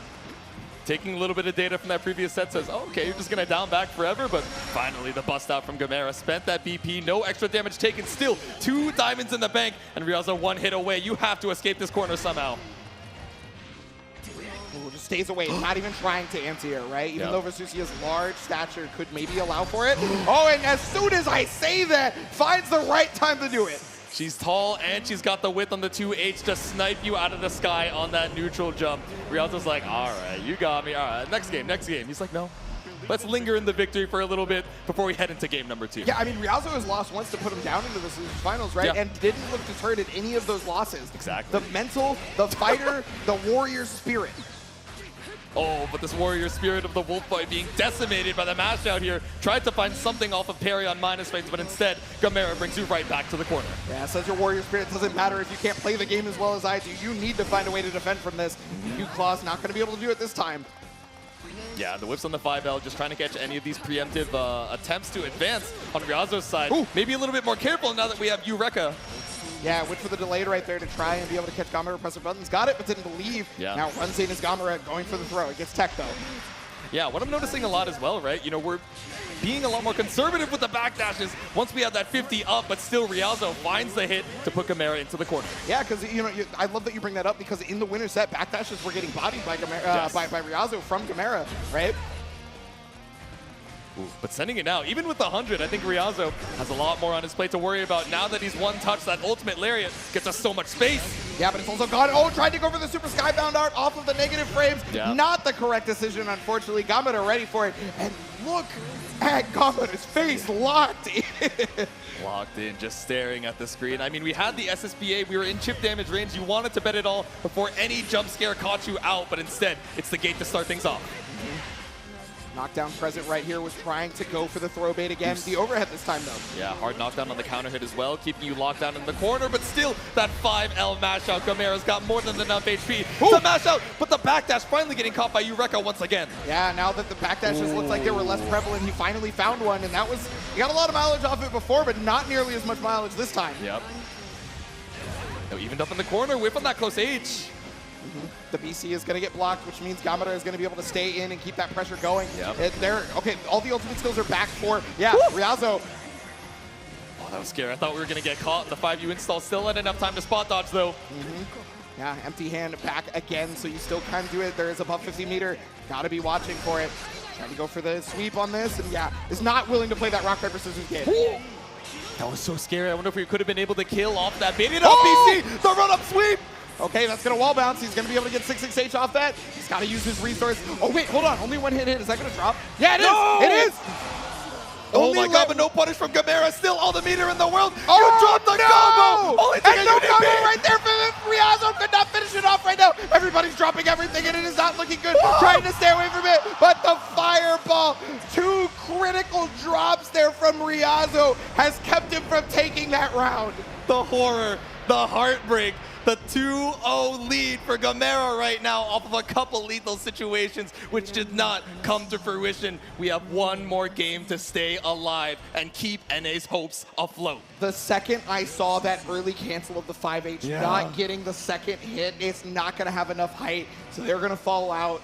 That's when I knew that this has a potential to be disastrous.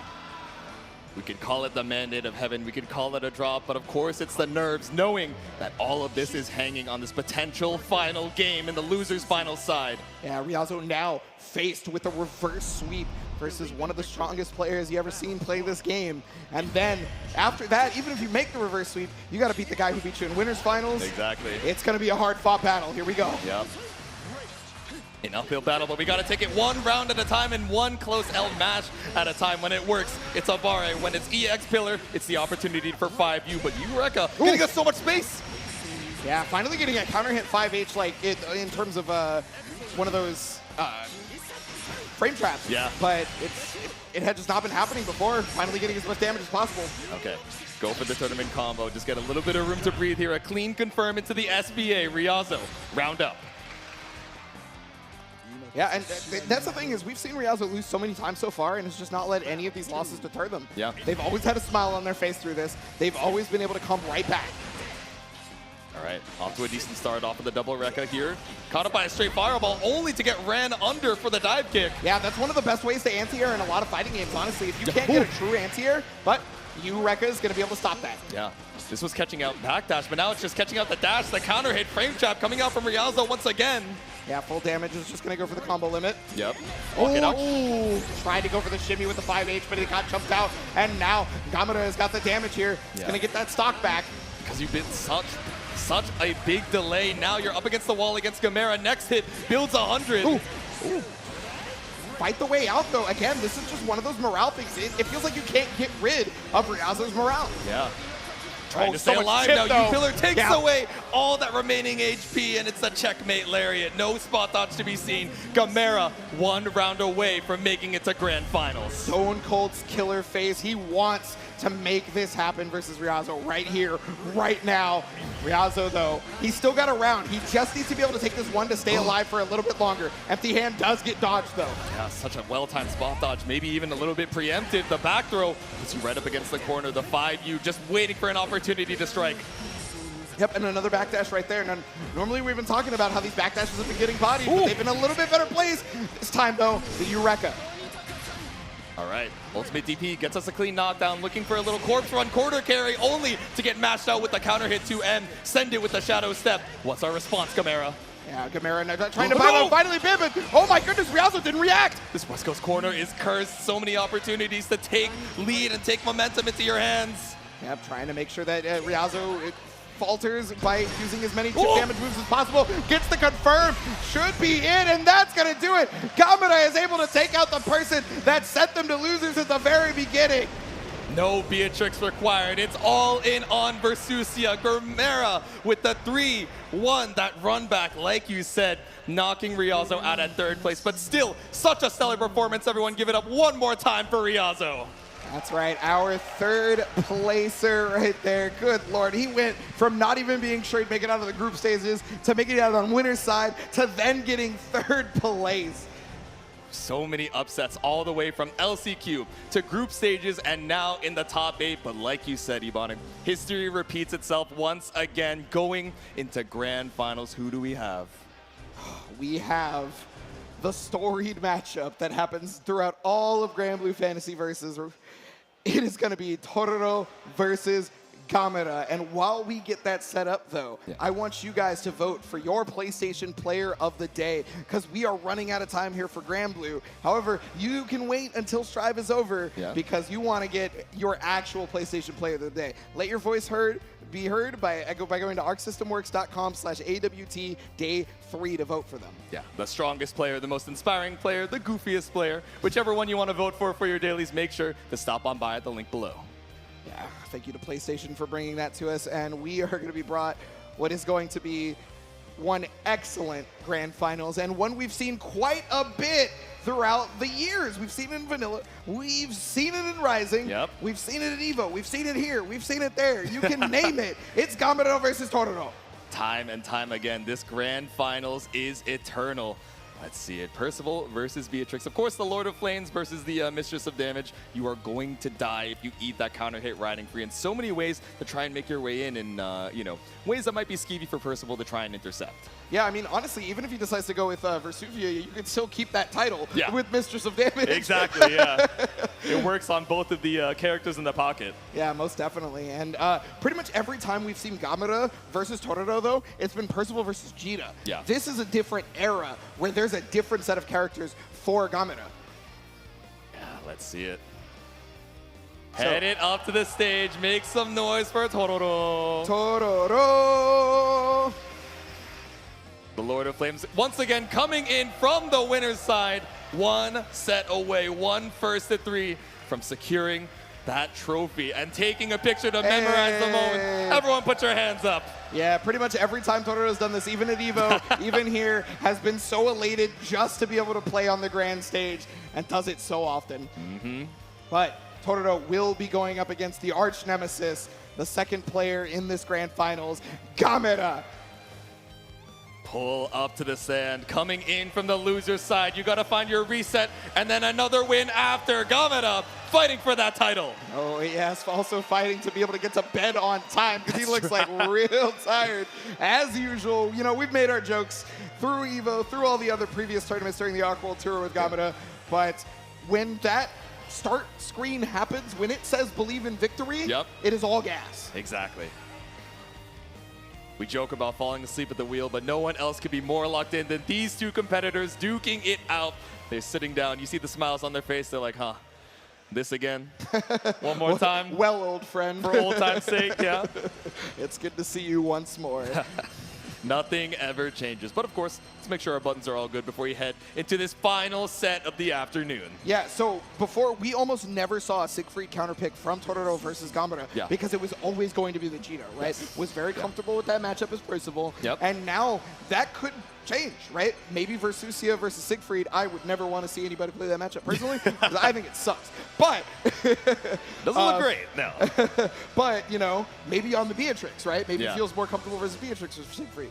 Whatever the case may be, button checks abound. Most people have locked in the actual character they're playing the set with during the button check, and we see Versusia versus Percival right now in that button check. Okay. And I mean, Versusia is one of these characters that is not going to let you get away with backing out to the full screen, getting stocks for free, just mindlessly throwing out these fireballs. Of course, Totoro, I wonder what the game plan is against that EX pillar, against the orb that is so tricky to try and take space against. Well, I mean, you know, since Totoro is known as such a hyper-defensive player in so many situations, right? A lot of the time he's just willing to block it out.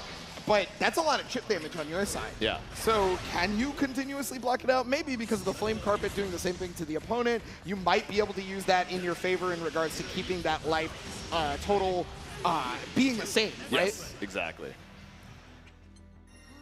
Yeah, let's see if the chip is going to be a big factor. Of course, on both sides, right? We have Versusia just constantly rotating these specials. We have Ultimate Flame Carpet, which, to be honest, we may have seen triple-digit times from Totoro throughout these 3 days. Maybe an exaggeration, but not that far from the truth. Well, one of the best ways he's been using it, too, is as a throw bait, right? Or a Brave counter bait. Exactly, Because we've seen him get it as a run-up counter hit numerous times. Yeah, baiting out with the, you know, putting a big delay, you know, looking for a fuzzy match timing, and just getting so much off of that full confirm. But the fist bumps abound. I believe we're going back over to the old reliable Coliseum. It's Grand Finals here at ARC World Tour Finals 2024. Totoro versus Gamera. I need you to get much louder than that, crowd, because this is going to be a good one. There it is. I like that. Thank you. That's the energy I want to hear for our final set. And of course, we got to let the intros rock. This final boss coming in from the loser's side, the Lord of Flames, trying to stake his title up in winners. Yes, he can be the Lord of Granblue Fantasy versus Rising after this if he's able to take it. Remember, we are in a double elimination bracket system, and Totoro is coming from the winners. Gamera has to win 2 sets to be able to strike down the Lord. Oops. And off to a good start with the 6XL check. No stocks gained, but we have such a positional advantage in the corner right now at perfect far 8 spacing, but interrupts the Flame Carpet. Yeah, not only with the interrupt on the Flame Carpet, but is able to get their stock and a fireball in there. Snuck. Gamera went from just being defensive now, having a little offense, but gone away already. All right, Farrell, Flame Carpet, only to get dashed out and checked with a 2L from Gamera. Maybe a little bit too much patience on Totoro's side. Yeah, it was honestly greed right there because they decided to go for Trauma Rise stacks and just ended up allowing for Gamera to run forward. Well, I'm going to get a stack of my own. There we go. Ultimate Pillar. We got the refund. We got 5U. We got plus Flames Unbound, but a little bit too shallow. Yeah, that dash acceleration is so tricky. Yeah, that's one of the hardest parts about playing Versusia when you're up close to the opponent is you think you're going to run up throw, and it's like, well, you didn't hold run up for long enough. Exactly. You were 0.1 seconds a little bit too early for your own good. The antsiness on your own offense might seal Gamera's fate in round number 1. You're 1 throw away. Same could be said of Totoro after this chip damage. Oh, nice. Use the last BC to stay away from all the chip on the Ultimate Pillar. Yeah, clean work because it just decimates your HP even on block. Just waiting on top of the orb, avoiding the pillar as well, and finds the 6-6L. Yeah, Gamera with an input error, getting 2H when they probably wanted any other EX chip out attack. Yeah, all of your cooldowns up and none to be seen. Round 1 to Totoro. Trying to get the +2 situation on that, didn't actually end up getting it, and Gamera taking that to the corner. Waiting out, shimmy off of the dash startup, but nothing to be found. We still find that mash out from Totoro, dashing in Gamera, or Totoro's face once again for the throw. Yep, just trying to get as much of that chip damage in there with the ultimate gun. Wow, frame trap. Yep, even with the stagger, still able to confirm off the double close out. Not the most damage in the world, but Nimbus, even with the whip, we find the pickup, the scramble on 2L, but no kill. Yeah, thanks to the combo limit right there, saving Totoro's life. The Brave counters, though, coming out left and right. You're going to start getting closer and closer to that chip situation.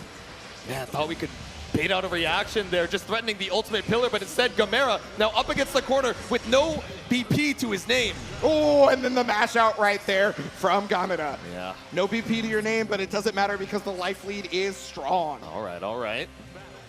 Round a piece here in game number 1. Not going to go quietly into the night. We send it with the EX Orb to get our 5U. Yeah, and just staying away right there. You know, we're trying to find the best parts of 6XL if you're Totoro, right? Yeah. Because you don't want to get into that zoning situation if you are him. Ooh. 5H. Just autopiloted into the fireball, still able to find our way back down. No counter hit starter, but such a good damage off of that close H on that UDP. Yeah, it's going to be a skybound art. Your BP is going to be gone. You're going to be in a check situation due to this life deficit being insanity. Yep. And a trauma ride stack off the Lord Strike. Finish it off.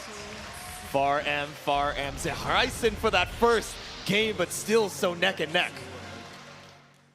Yeah, I mean, and that was just our first game. That was just our first It felt game, like a whole set in and of itself. Yeah, this is going to be going down to the wire. It definitely feels like. If that's indicative of anything, yeah, for sure. If that's what we've got for 1, maybe 2 first to 3s, we're in for a barn burner of a set. Totoro taking a second to recompose. Look at the notes once more. Yeah, it definitely looked like an actual notepad this time because I thought I saw text. Saw the dark mode Google Docs. Exactly, yeah. Yeah, here it is, game number 2 right there. Already a whiff punish, and yeah, it has always been touted that move is very whiff punishable for Still 5H, but honestly, it's so big that normally you never just whiff it anyway.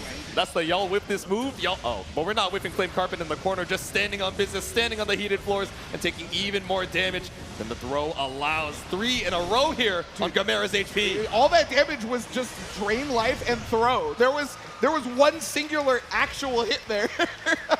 All men do is Flame Carpet and lie, man. Yeah, Round on the board here for Totoro. Flame Carpet and lie. All right, is it another 5H? No, scared of the whip punish that we saw earlier, but even then, Gamera trying to send out the orb and getting caught up with the Lord Strike low. Yeah, nothing to ponder except for this corner, though, with the orb being defeated by the 6XL. Yep. The jump out, though. Yeah, still got a few stocks in tow. Could show a DP, but again, so content to down back on the 6XL pressure. So many staggers, only to get caught by 2M. Yeah, 2M directly into the Flame Carpet. It's going to allow for pushback fully into the mid-screen. Yep. Walk it out. Just the dash to try and find any of these preemptive buttons, but caught out here with the ultimate Flame Carpet. Zahraisen puts you in throw range. Yeah, Totoro Classic directly into Zahraisen. And that's going to hit off the far medium right there. You know he was buffering that the entire time. Every far M stuck out. Yep.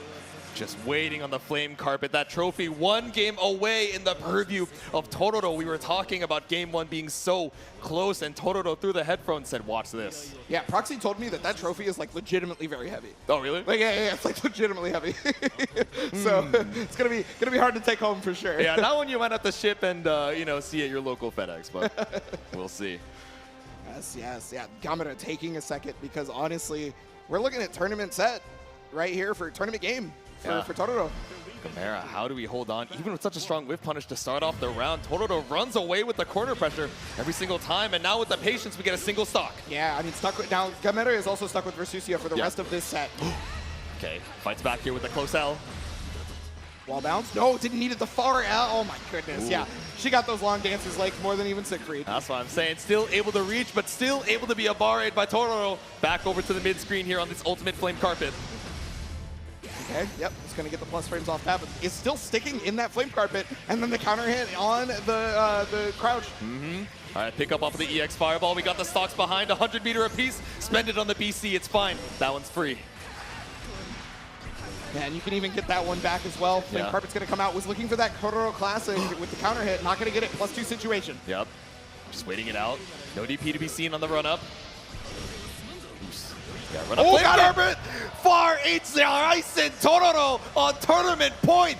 We used to call that the death sentence before this game came out because in beta it did way too much damage. Yeah. But now we are seeing it maybe win a tournament right here. Far H Zahraisen is doing it. Let's see it. Gamera, how can we hold on?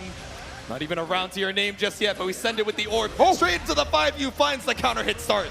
Yes, that's real good for Gamera because that's going to stop Totoro in his tracks. It's going to allow you to walk to this corner right now with the Flame Carpet effervescent. Oops. Ooh. Okay, 5H in the mid-screen just looking for the stocks. Yeah, the fireball is just going to keep Tororo away with the pillar and everything like that. Yeah, he knows that he does not want to sit in that flame carpet for very long. Immediately cashes out right there. But yes, right back at you, inspired by the opponent. DP for DP, now we're sending it with the orbs. You already have the install, but no consumption. We don't need the plus frame just yet. We ran right into the 2L stagger. It's back throw incident. Once again, this corner situation has always been lethal for Gamera. But just outside of the flame carpet, Look has lost no life until they finally ran into it. Yeah. So that was actually not the worst. Exactly. Barely any damage taken. Run up flame carpet. Nothing baited out for Gamera just yet. Yeah, and I'm unfortunately had to take it on that one. That's okay though, because the Lariat is going to get them out of this situation. Was looking for that sweep into SSBA. You know how it is. Knows Horizon though off the far edge. Yeah, didn't believe in the hit just yet. A wrong commit could be your life. Standing on business with the ultimate carpet once again. Yeah, definitely not trying to stand on that carpet. Nowhere was looking for the +2, was wanting it. It's not going to have it, has to push out. We are in chip territory almost right now. And this is real scary. The projectiles are coming out. Hurry up, 10 seconds. And there's the Lariat. Oh my God. Gamera staying alive. One touch apiece. Chip damage was a factor and 10 seconds left on the clock, but your time is not up just yet. Still tournament point for Tororo. Yeah, Commodore wanted to use that Brave counter on the actual +2, but didn't get it from the Lord Strike. Yeah.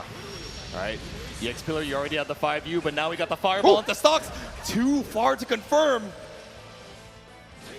Yeah, and that's why that far L is going to be really good for Gamera throughout this matchup, is because, you know, there are extended hurt boxes from Percival. Staying out of flame carpet range again. Do not want to stand in that.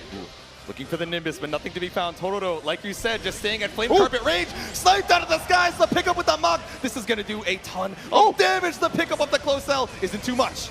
Yes, catching pretty much every jump out, forcing the throw tech, and now you are draining life if you're Gamera because flame carpets, you had to sit in at least 2 of them now. Got the hit and can spend the rest of it right now. And Tororo is finally going to do it. Tororo is no longer the bridesmaid as Tororo is going to win Arc World Tour Finals 2024. From bridesmaid to belle of the ball. Congratulations, Tororo, with the sweep in grand finals. Not a single game drop. The joy on his face is palpable, sealing it out strong. I can't believe it. It's finally happened. And with such a strong showing throughout the entirety of the top 8, throughout the group stages, it felt like nobody was on Tororo's level, and he proved it. Unstoppable, defeating the final boss. But speaking of, everyone give it up one more time for Gamera. Gamera fighting hard to get to that second place finish. Just coming up short against one of the strongest players you ever saw. And now, Tororo can say they are the strongest Granblue Fantasy versus Rising player of 2024 and a little bit of 2025. Exactly. A fist to the sky. He took that selfie before he wanted to remember the view. But trust me, it'll be immortalized. You are the champion. Congratulations, Tororo. Bask in the moment. Yeah, the emotion would overtake me too, honestly. He not just won the biggest tournament on the biggest stage, but also finally defeated the curse. After so many second places, rising to the occasion and rising to the top. Keep that fist held high. Yes, what a great match that was that Tororo played too, right? Was able to stop any sort of pillar attempts by spot dodging when he was even in those chip situations, right?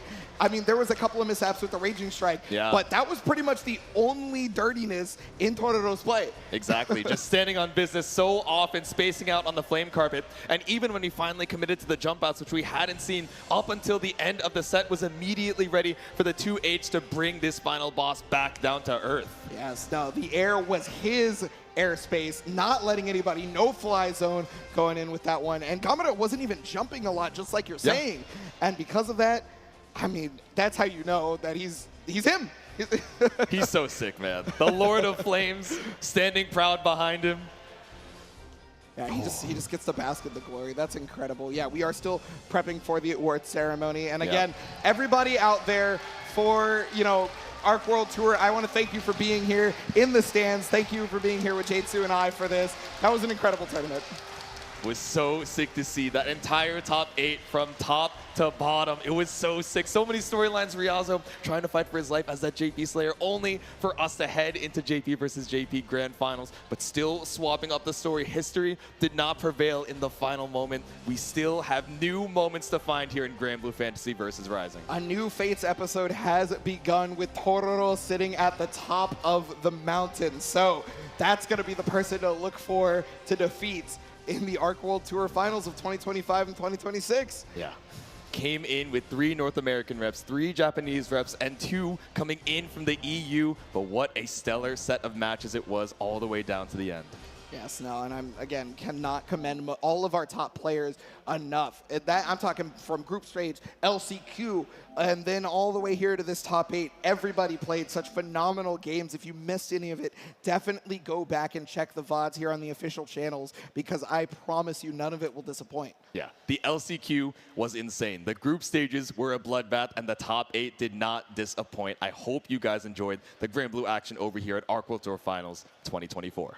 Yes, but we are getting ready for this award ceremony, and I think we're gathering the rest of the players because everyone needs their due, because that was hard fought, and we have to see if Tororo is capable of lifting the supposedly heavy trophy, right? I know.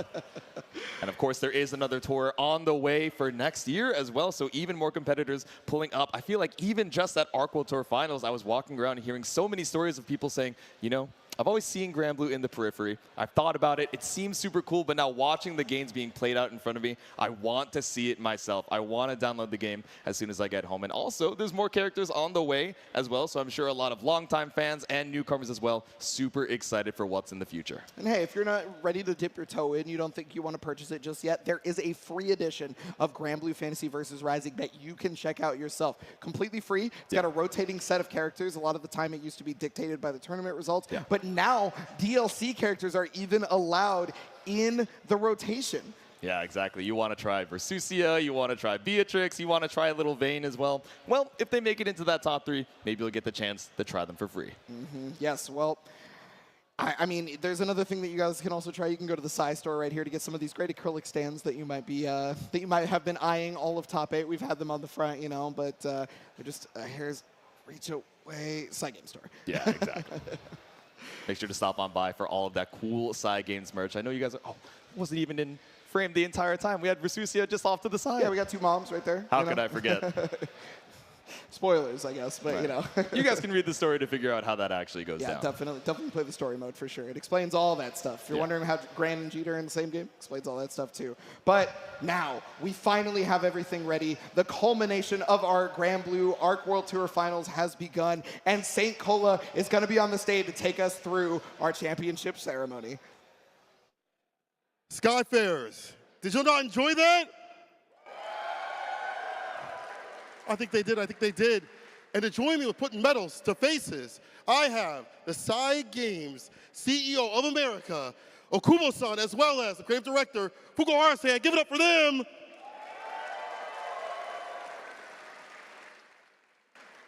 Let's start bringing up some players.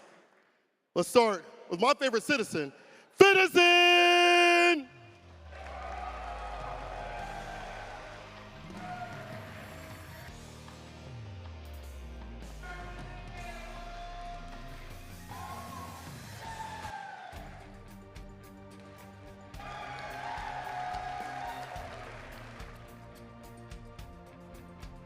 Despite his name, he's a pro, but his name is Rookies!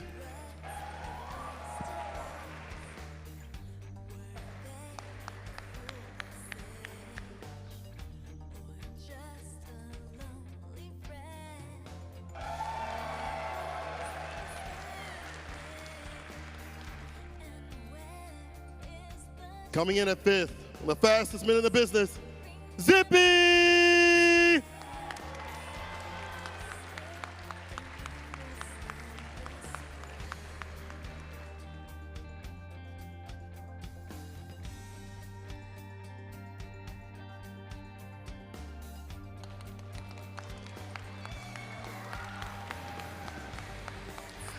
Also tying in at 5th, it's Skill!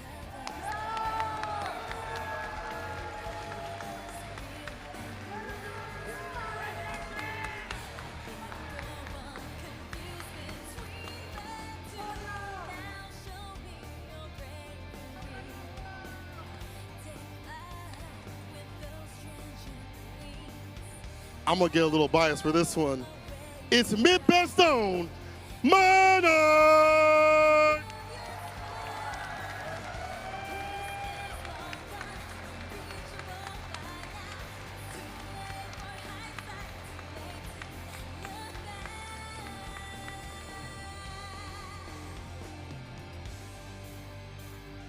Shaking up the bracket at third, Riazzo!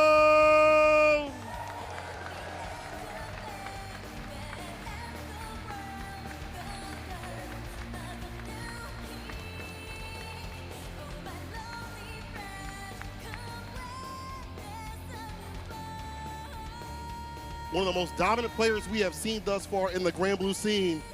It's Gamera!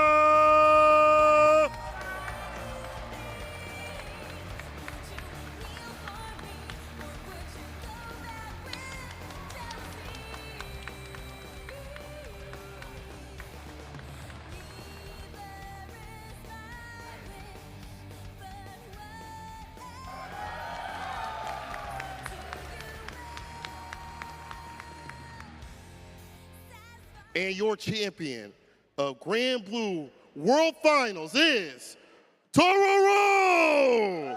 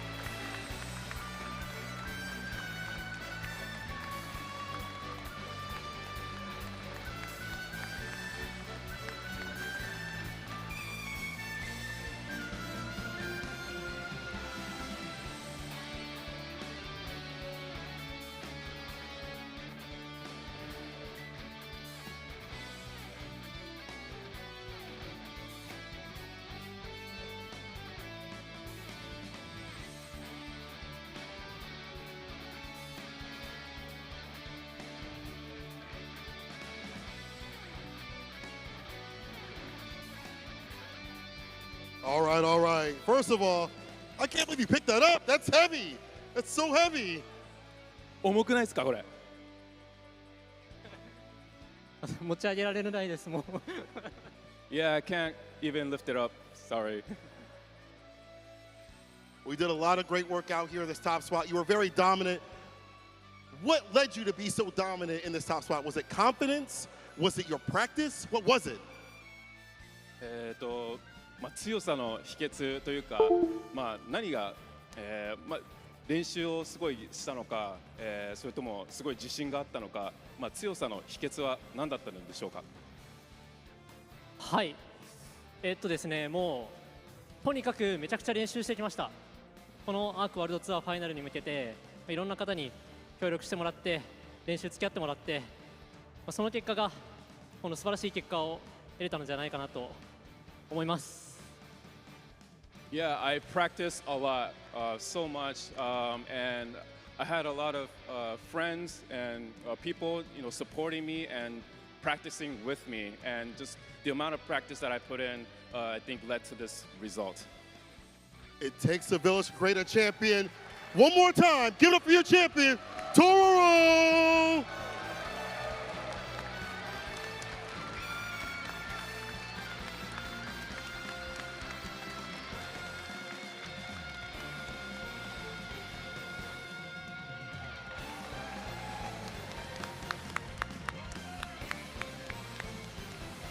All right, all right. Now it's time to go. Oh, wait. Y'all like announcements, right? Who likes announcements? Huh? All right. Ugara-san, Okubo-san, take it away.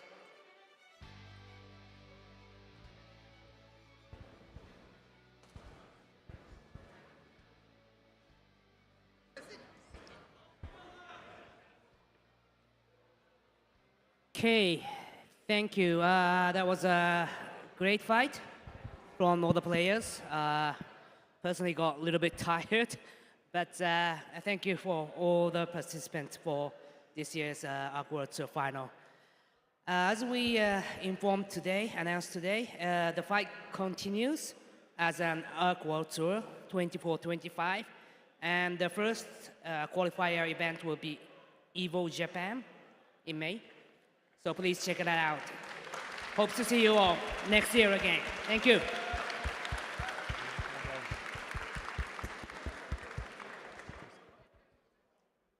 はい、じゃあまずですね、3日間素晴らしい試合、してくださった選手の皆様と、あと観戦で応援してくださった皆さん、本当にありがとうございます。I just want to say thank you. Test. Okay. I just want to say thank you to all the players who've shown amazing performance this past 3 days, and for all the people who are coming to watch and to support all the contestants. So thank you so much.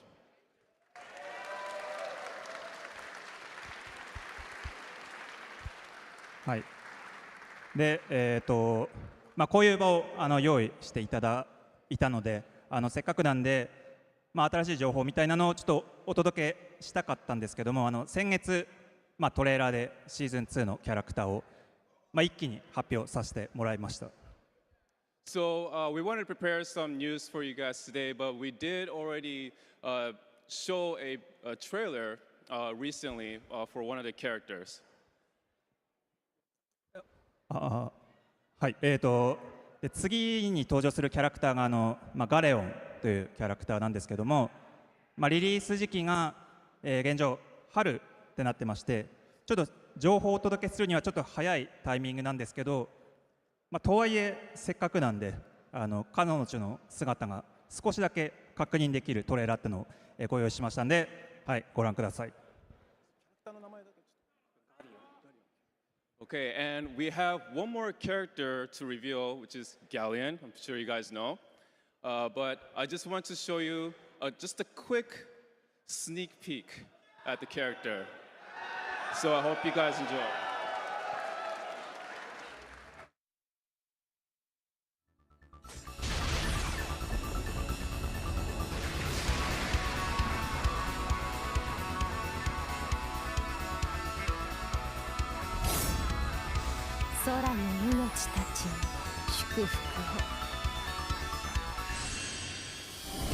Granblue Fantasy vs.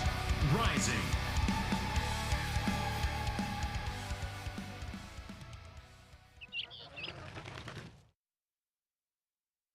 So definitely a fan favorite character coming up next in the Granblue Season Pass. I'm sure you guys are super excited to see more of Galleon in the spring.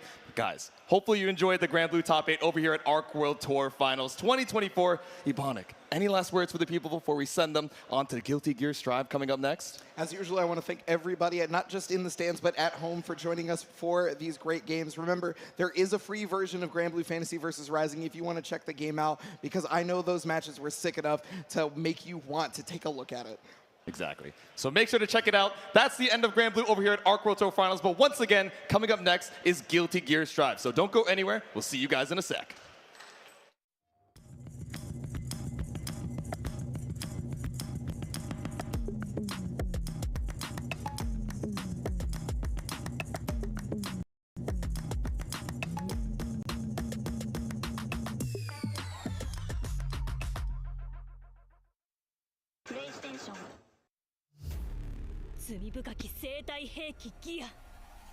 ギアに滅びよ。ギアとの聖戦により悲劇の時代は終わりました。終わっていない。このままでは第二次聖戦が起きる。君は一体。我が名はユニカ。世界を救うために来た。聖戦の英雄カイキスクがギアをめとるとは。聖戦は終わりました。私たちも変わっていく必要があります。殺戮兵器だ。何も変わりはしない。生まれが全てではないでしょう。強引なアプローチは嫌いじゃないぜ。何が目的ですか。ギアとの共存という過ちを正し人類を救う。あらゆるギアを根絶することで。ボスの狙いか。母さん。全国民を敵に回すことになる。うち結構強いから。なんでこんなことすんだよ。そこまでよ。ここは任せろ。行け、援護する。ユニカと話するの諦めないさ。何か理由があると思うんだ。お前はそれでいい。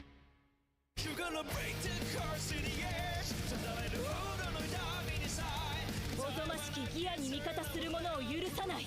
ユニカは単独犯ではない。私たちで黒幕捉えちゃったり。